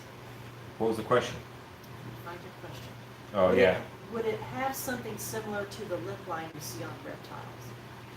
Yeah, I mean, I'm going for skull on this, and you can't see it right now, I know, but it's happening. It's going to get there. It needs foam glands. I never thought I would suggest foam. I'm not sure if I should be sorry. Foam? Horror beauty.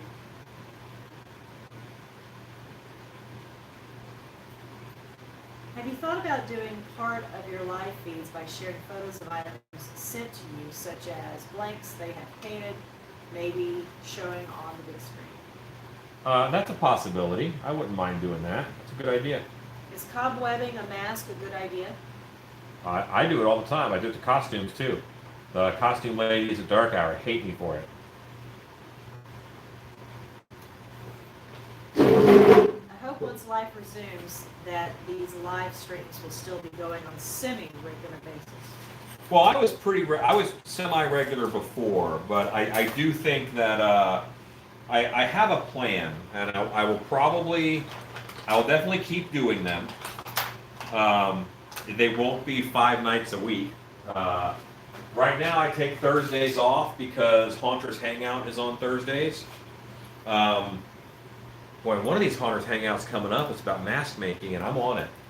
So I have to. Is it tomorrow? I don't know. I don't know. But yeah, whatever I was saying. You should probably know that. Yeah, well, I Okay. should. Do you know where I can find haunted house layout ideas? We want to do separate themed rooms and are trying to decide how guests should walk through. Graph paper, man. Get your map and get some graph paper, and get to it. It's that's it. I mean, Spastic Pug. It's not going to be extremely professional production-wise. This is the haunt layout. That was his question. gosh, Stacy says it's tomorrow. I'm on tomorrow. Thanks, guys. Okay, thanks. Ellen, what would you use as bug antenna on masts that stand up and won't flop over? So what I use is airline. I use airline, like the black airline that you can get. It's black already. It's lightweight and it stands up on its own.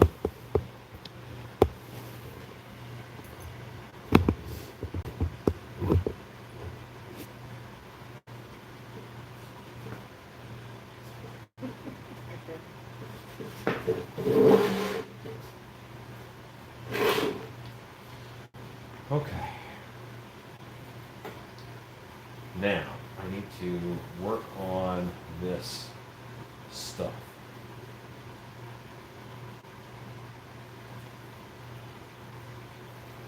I'm going to establish a center line.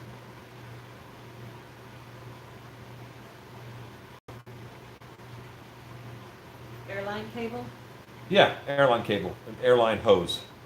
It's the polyethylene airline hose.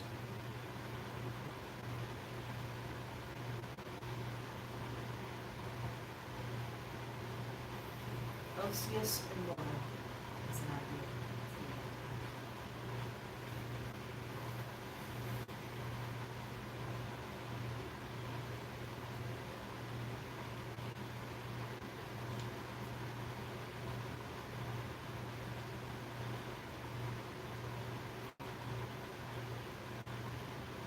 How much individual room design do you start out with after you have your layout decided? Do you get really specific, or just general themes and colors and lightings and let the build crew create? No, I plan. I'm a director, so I kind of have to direct through that whole process. Um, what I normally do is I have a theme. Okay, are you ready? 'Cause here it comes. A theme is a setting, situation, and characters. A haunted school is a part of a theme because you have a setting, school, and haunted is the situation. It's not a great situation because it's so wide open. But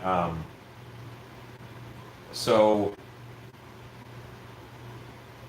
what I normally do is where is it? What's my setting? What's my situation? And then I name some characters. And then in that setting, I will find what rooms would go in with that setting. If it's a castle, you might have a dungeon. If it's a castle, you might have a big dining room. You might also have a great hall with a fireplace. You might have a grand staircase. What rooms are in a castle? And then an armory, once I have all those sets, that's how I do it. And I'll name as many as I possibly can, and I will think up room ideas for each one. Every one gets a scare. What's the scare in that room? What's the setting look like? And the best ones are the ones that I end up doing. Okay, 1980 had an idea of Osseous Immortal, and he posted Osseous, I believe I'm saying this right, zoology medicine, assisting of or turned into bone, ossified. Yeah. That's a neat idea.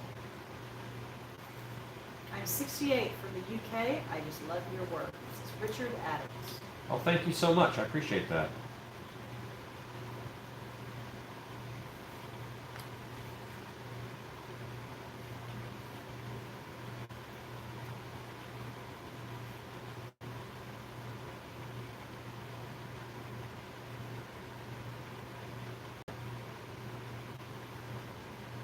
Well, I think I'll have to do it with one hand. I'll try and do it with two.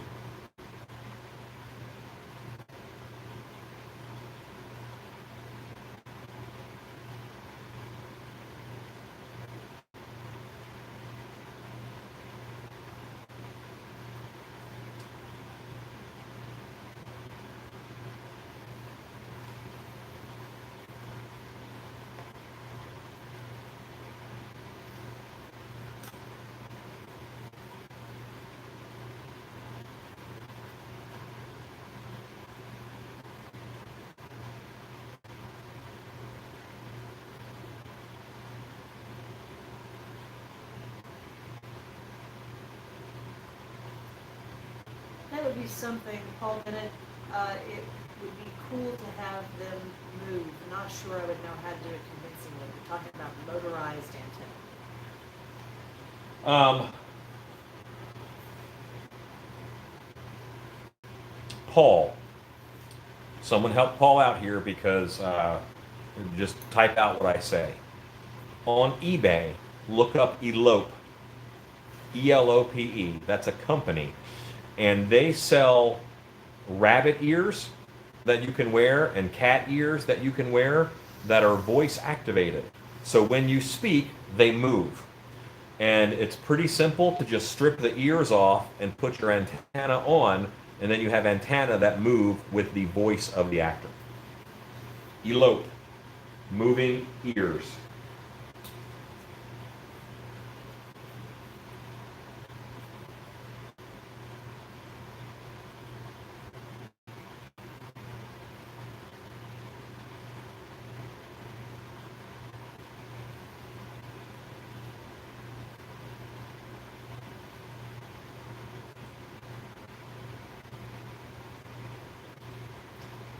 Looking pretty dang cool mask out. Thank you.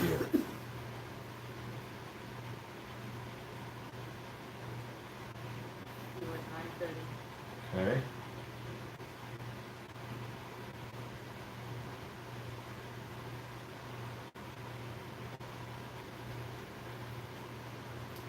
you communicate scares and layout to the build crew? Do you blueprint or just explain it in person? Well, I have a set design sheet that I use. And that set design sheet has the scare in the room, what it looks like, any visual references they should use. And then that gets hung up in the room while they're working.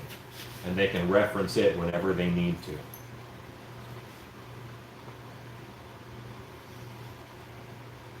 Sculpt is really starting to remind me of Killer Croc. Okay.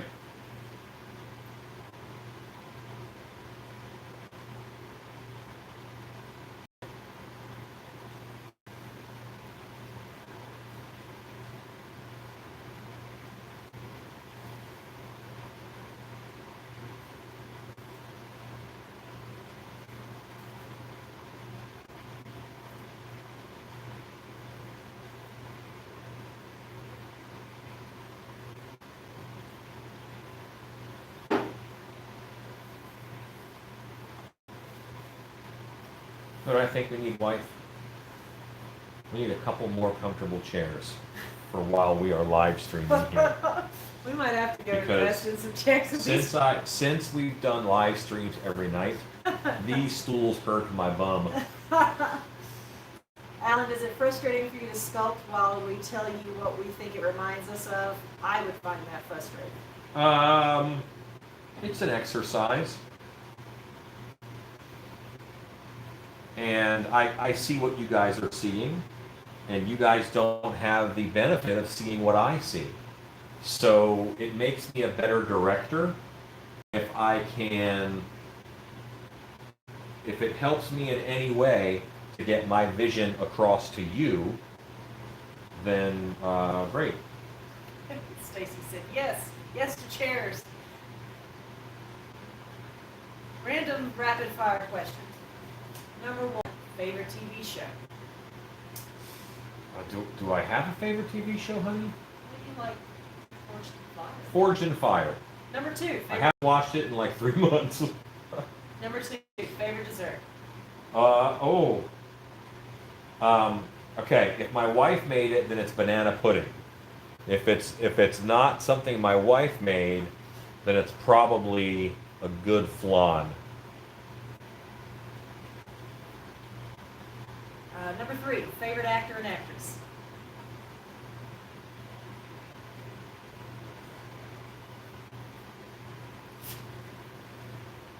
I'm not a guy who favorites. Like that's not my thing. Say one of your favorites.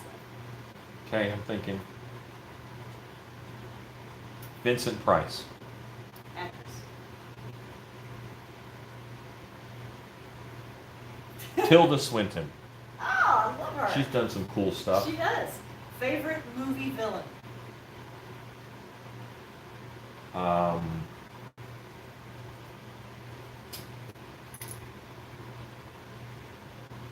Okay. So I Justin, think you are making him more. I think his name was Overdog, and he was in Adventures in the Forbidden Zone. Overdog from Adventures in the Forbidden Zone. Who makes the best horror? Wes Craven or John Carpenter?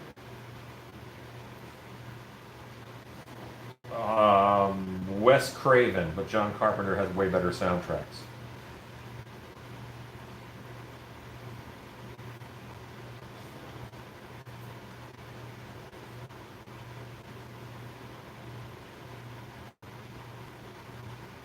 Cobwebs and candlesticks popped up in my feeds today with your foam-filled head being delivered. Oh, good. Had great things to say about you to the world. Didn't know if I would find a seat tonight afterwards, Thomas R. I'm glad he got his shark. I was wondering if he was going to do an unboxing video or what. I don't know where you saw him, Thomas, but I'm glad to hear he got it. We put some funny things in there.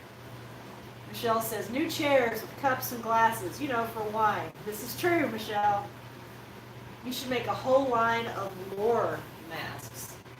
Oof, don't you love it? You mean lore, Lisa, you mean lore from the show or like folklore masks? You can't beat a good flan. getting some smog vibes. Well, as we start putting all these lines in and adding this architecture, it's just gonna, you know, vilify. This could go several ways with just paint.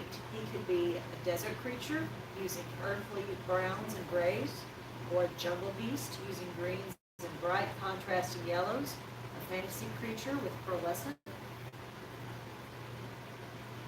Your face is pearlescent. I think this is very true, 1980, because that's repurposing mass molds is it's just a smart thing to do. Ice blues and crisp white lines, said 1980. Thomas R. says it was the green gill one. Oh, okay, that was his Fishman. Graven Ballroom. Early tonight on the Airbrush video, what was the groovy song? Oh, that is called Poor Boy Blues, and that is my theme music for this round of YouTube Wednesday videos. Grizzlies, for example. Alan has a good story about his masks have history.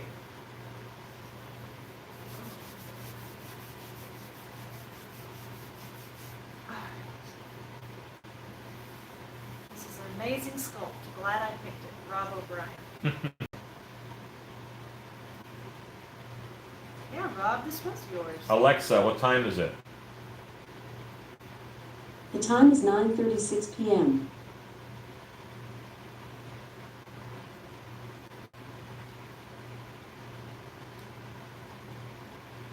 Alexa, countdown, 10 minutes. 10 minutes, starting now.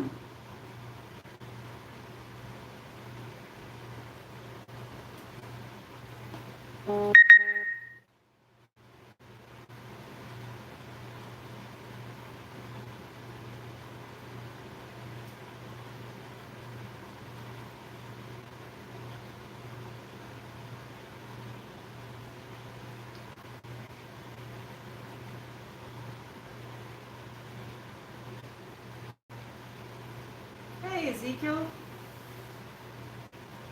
Hey, y'all. Sorry I'm late. Had my salesman hat on today. Been a busy boy.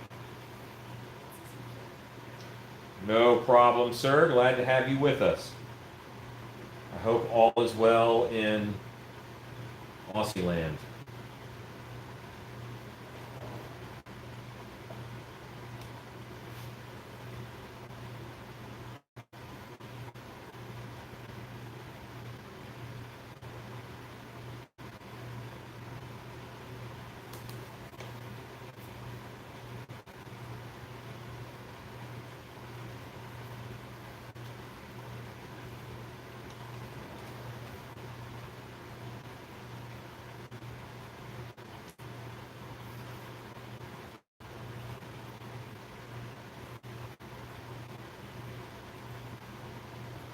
The mask lines remind me of the flames in the fireplace dancing around. He feels like a Balthazar name-wise, though I like the ossifying name from earlier too.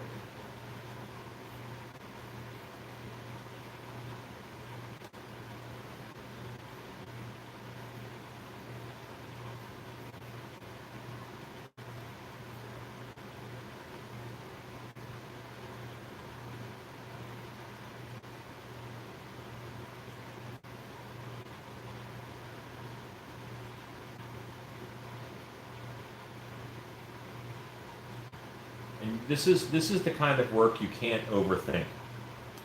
What if I mess up the lines? Then you fix it, you even it out, whatever. I've messed up a couple already, but it's pretty hard to notice.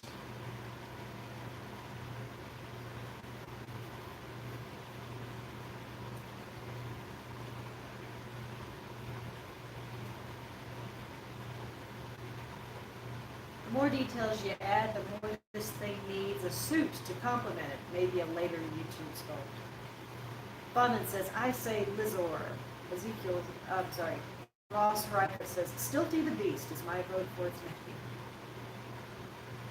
Oh, Ross.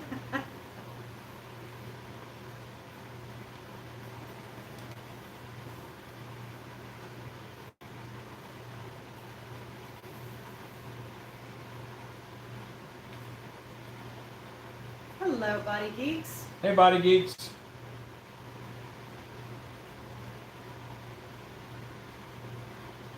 Users. Resources.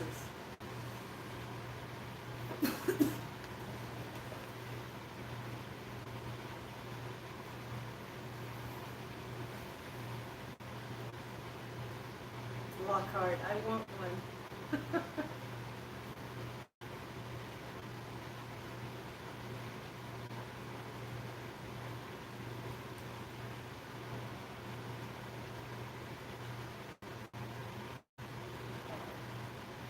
From the planet around your lap. That's where the coneheads are from. Skullgore, the Conqueror. Love the hair in your DVD video. Started watching them today. Oh, yeah. I had long hair back then.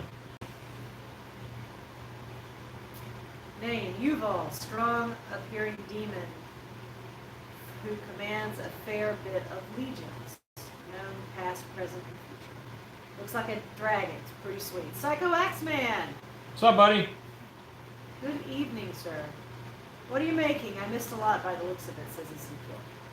I am doing a skull creature that just has a lot of details on it. And I'm going to go in. I have to rake out all of these details and lines and give them a little bit of weight. But I'm excited to do that. I just wanted to do something different. And I think I'm getting there.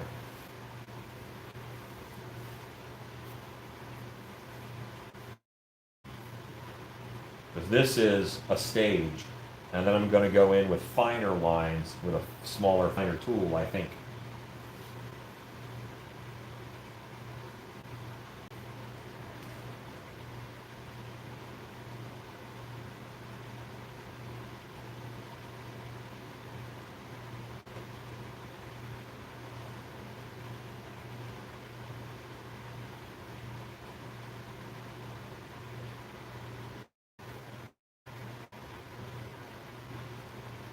Do you still recommend panel-based set construction if you're not having to tear down a complete haunt each season?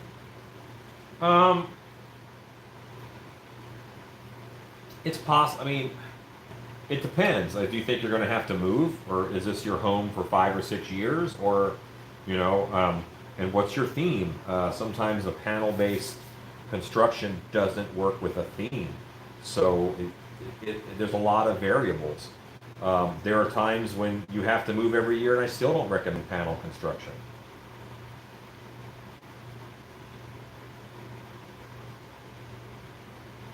The glasses look good. Must be nice to see too. These are the finest glasses the dollar store had available. Because I'm worth it. Okay, so I have just put on a measure of detail. I don't think it's a lot of detail, but it's certainly some. I'm going to get a dry brush and stab this out to try and calm it down a little.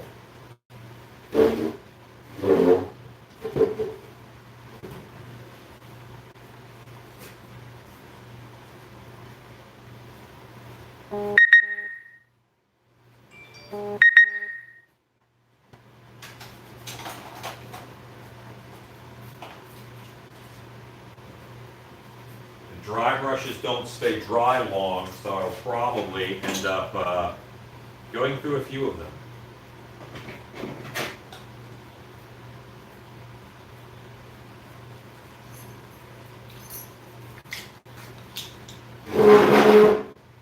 These are all brushes that are almost dead for various reasons.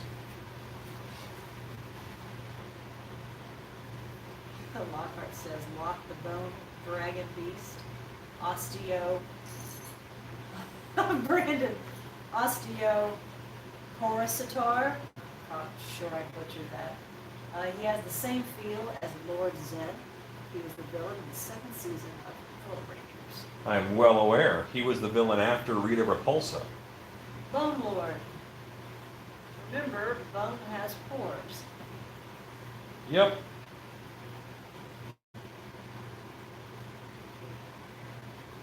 But those aren't until like the very last stage.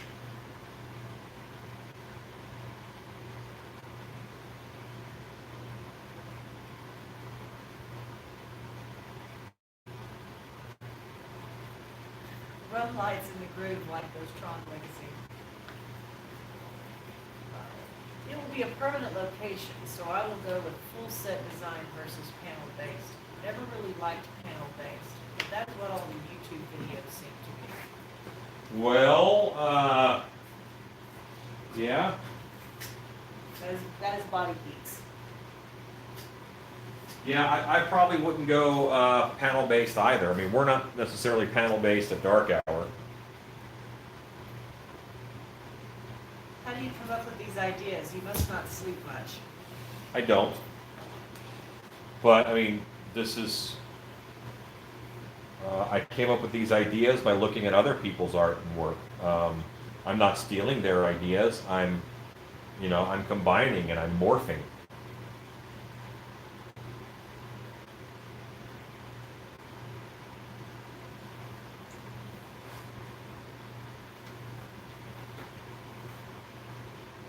Hey Ezekiel, they are doing very well. Puppies are recovering well, eating, drinking, playing, sleeping.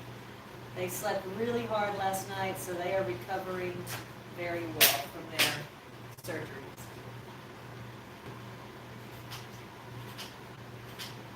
Looks like the 90 series Land of the Lost. Land of the Lost. I don't.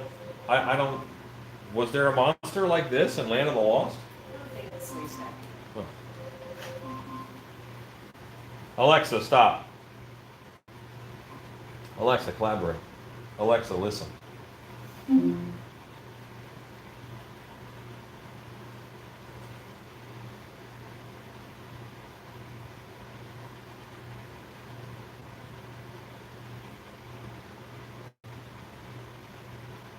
So what happens is, as I push, I'm getting the end of the brush in here, and it is giving me some texture.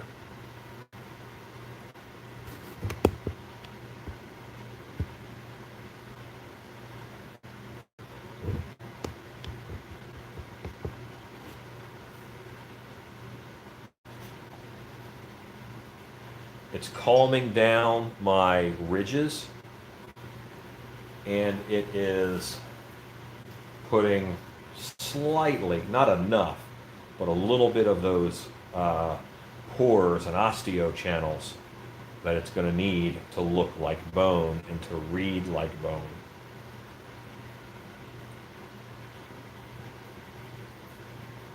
Nowhere near a final texture, but I want to get it on so I can kind of see it and see if it calms down all of my work enough.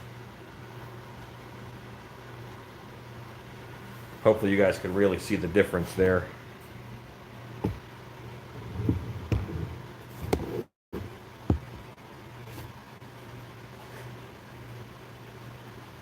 How do you know my race's identity? I guess I can peel off my uncomfortable skin and get out of my human disguise now. It's just Yes. Justin sent you the rapid fire questions that made you work so hard. Oh, yeah, man. He's a jerk.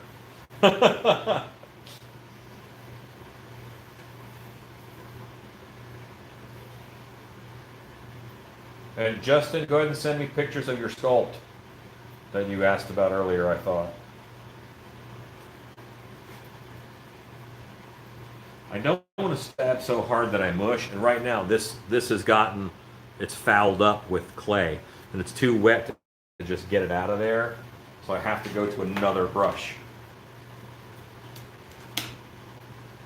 I just shorten the bristles a bit to make it a little bit stiffer.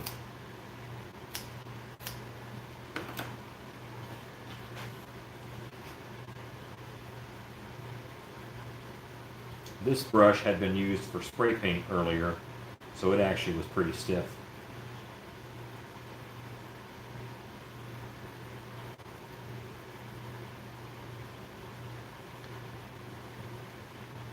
You ever tried talcum powder over the water-based clay when rinsing it off with 99% alcohol and spray bottle? Okay, well, there's two things there. Do I try talcum powder over top of the clay? Yes, I do. I do that a lot. And I will probably do it on this sculpture because it makes them look drier. Now, I don't rinse off the talcum powder with 99% alcohol because that just gets it wet and makes a mess. What I do is I blow it off with air from the air compressor. And the excess powder just stays. Well, the not excess stays. The excess blows away.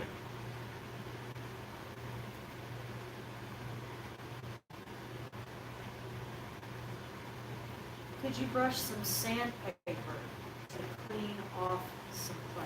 If I just let it dry on there, then I do this and it turns into powder and goes away. For the So, brush? yeah. So it's, yeah, just let it dry. That'll fix it. Thanks for the YouTube Wednesday videos. It's the only time I know what day it is. Thursday. Much appreciated. It's Ezekiel. At Try the Air, I use the alcohol method. That is psychoactive. Yeah, I put it on in order to dry up the sculpt and make it look drier. So doing the alcohol after, I think, would erase a little bit of that. Is this one of the most detailed sculpt masks you've ever done? No. No. It's differently detailed. It's differently made.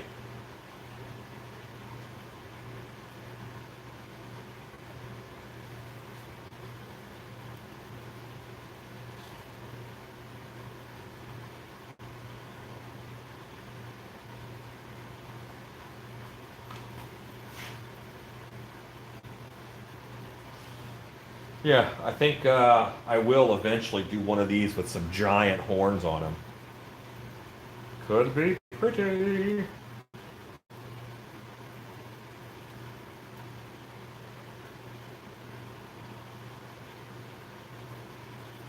Now that one's fouled up. And this one had so little clay on it, it pretty much is dry. So it's shooting off like smoke.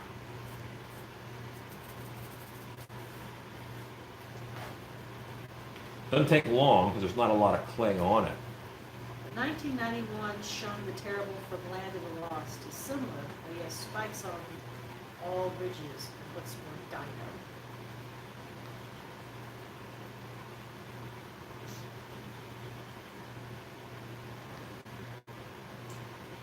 Okay, let's get this chin.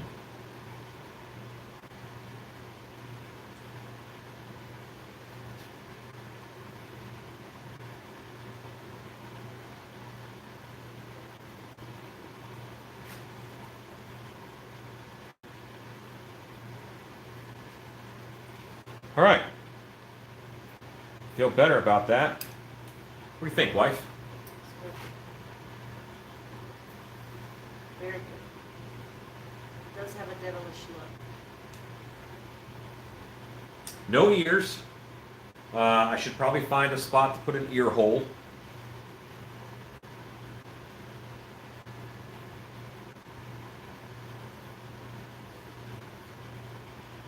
I'm going to put in the ear hole and then I will work around it.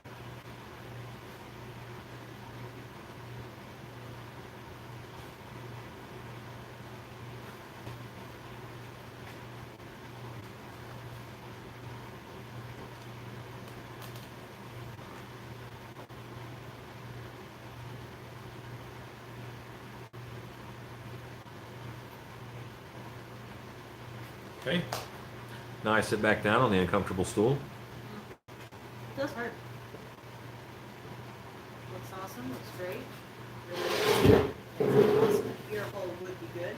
Justin Rudy says, don't make me make random rapid fire question and comment thing I do. I sent a few photos to your Facebook message. Understood. Very cool. And I don't know if James is on tonight. Nightmare Fuel Studios, is that right? I don't think I've seen.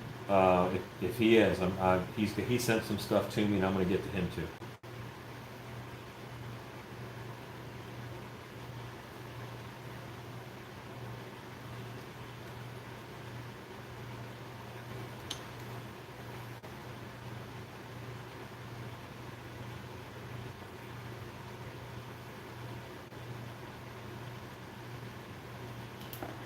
Okay, now I gotta back up and look at it and see what it do.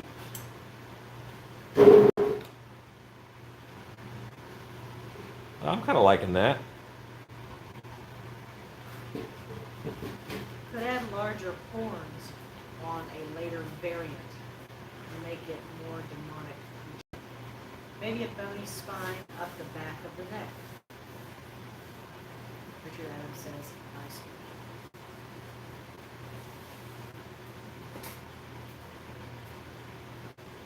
I think I'm gonna baby powder it before. I'm gonna baby powder it now. Are you calling him finished? No, I'm only putting baby powder on to make it look a little more dry, and that'll help me. I'm moving it down the road.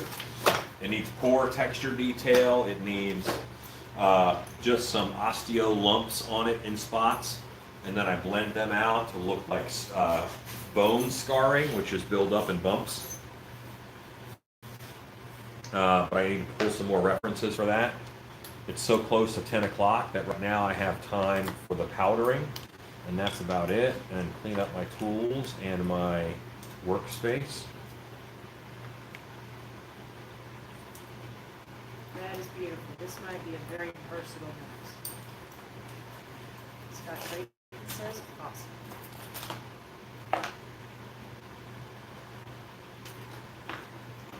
Okay. All of these guys are probably, no, they're not that dried out. Good. Gotta like wet, man. This is real wet. Normally I just use water-based clay and I say it's wet. In the ghetto. But this is real wet. That is one sexy mask. It's getting there. We're gonna work on it. We're gonna make it good.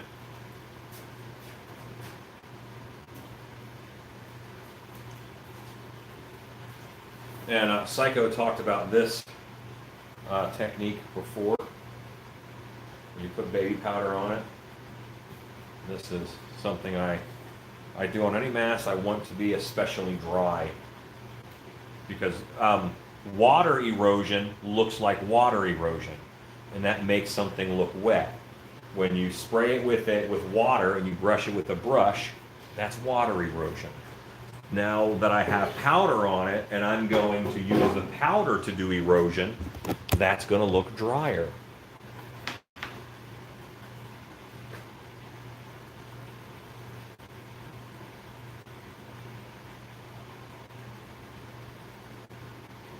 And will some of the powder be on? Who cares? What did you say the purpose of the baby powder is? I'm using it to erode, just like the wind will use sand to erode. I am the wind.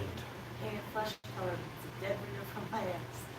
I'm loving this guy. He did in one evening what would take me 3 days. Who said that? Justin Reed. Well, I'm not done with him. I'm gonna leave him alone, and then I'm gonna come back to him and figure out what I didn't do right or what I missed, because I'm not gonna see it right now. Right now, you know, I'm like, yeah, this is cool, yeah. I need to step away from it and come back with fresh eyes and see fresh problems. With regular teeth, it could be a mutant ape-like creature. Could. It could. Maybe I snuck an ape in there after all. How much is a custom half mask? Custom half mask, I believe, is $250. Will the powder not dry the clay out overnight? I'm not going to leave that much on there. It'll dry it out some. Wind can handle it. It's tough.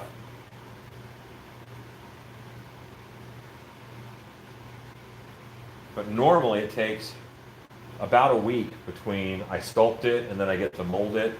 So maybe next Tuesday or Wednesday you'll see, because you guys saw the bear for the first time, I think, yesterday.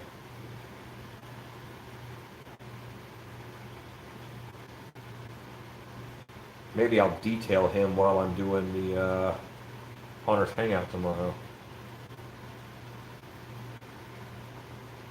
Kind of reminds me of Fang Face. Okay. His World 2020 bestseller. How much is one that you cannot use the mask again? $450 for a half mask, $650 for a full head.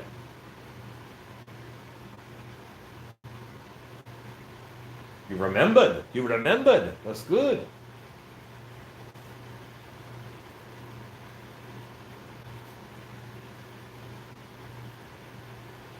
Yeah, because I'm thinking about going one more layer of this detail on here.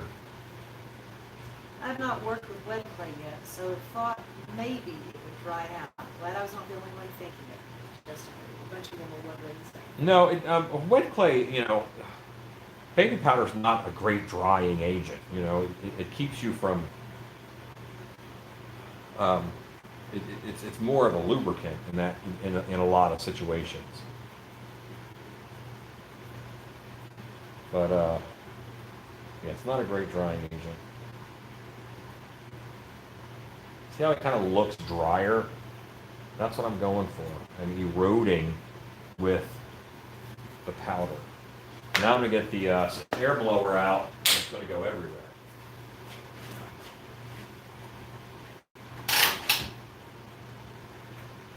Do you have time for a custom mask right now?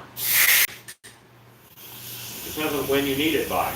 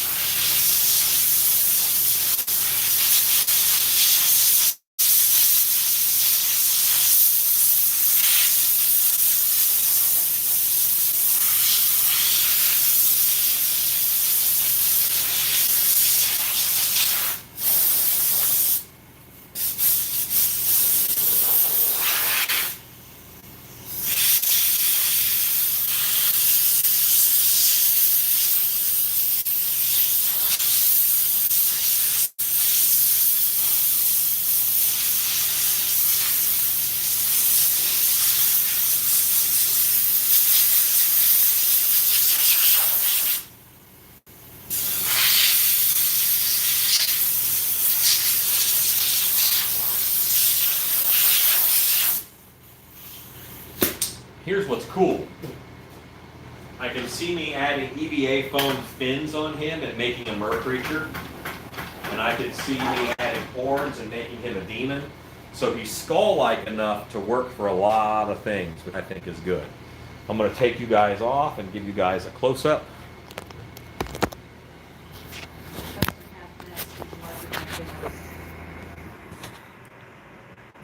Probably. I probably do. Yeah, I probably have time for that. Is this actually actual wet clay or wet clay? This is wed clay, W-E-D. Let me grab a little flashlight for you. This would be a nice compass too. It could be a nice Krampus. Let me rephrase that. It will be a nice Krampus.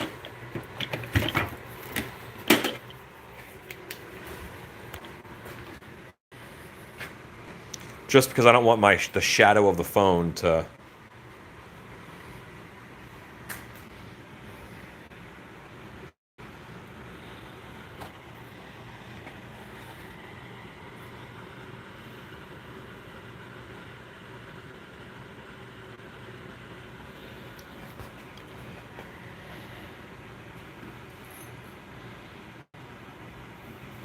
Well, there it is.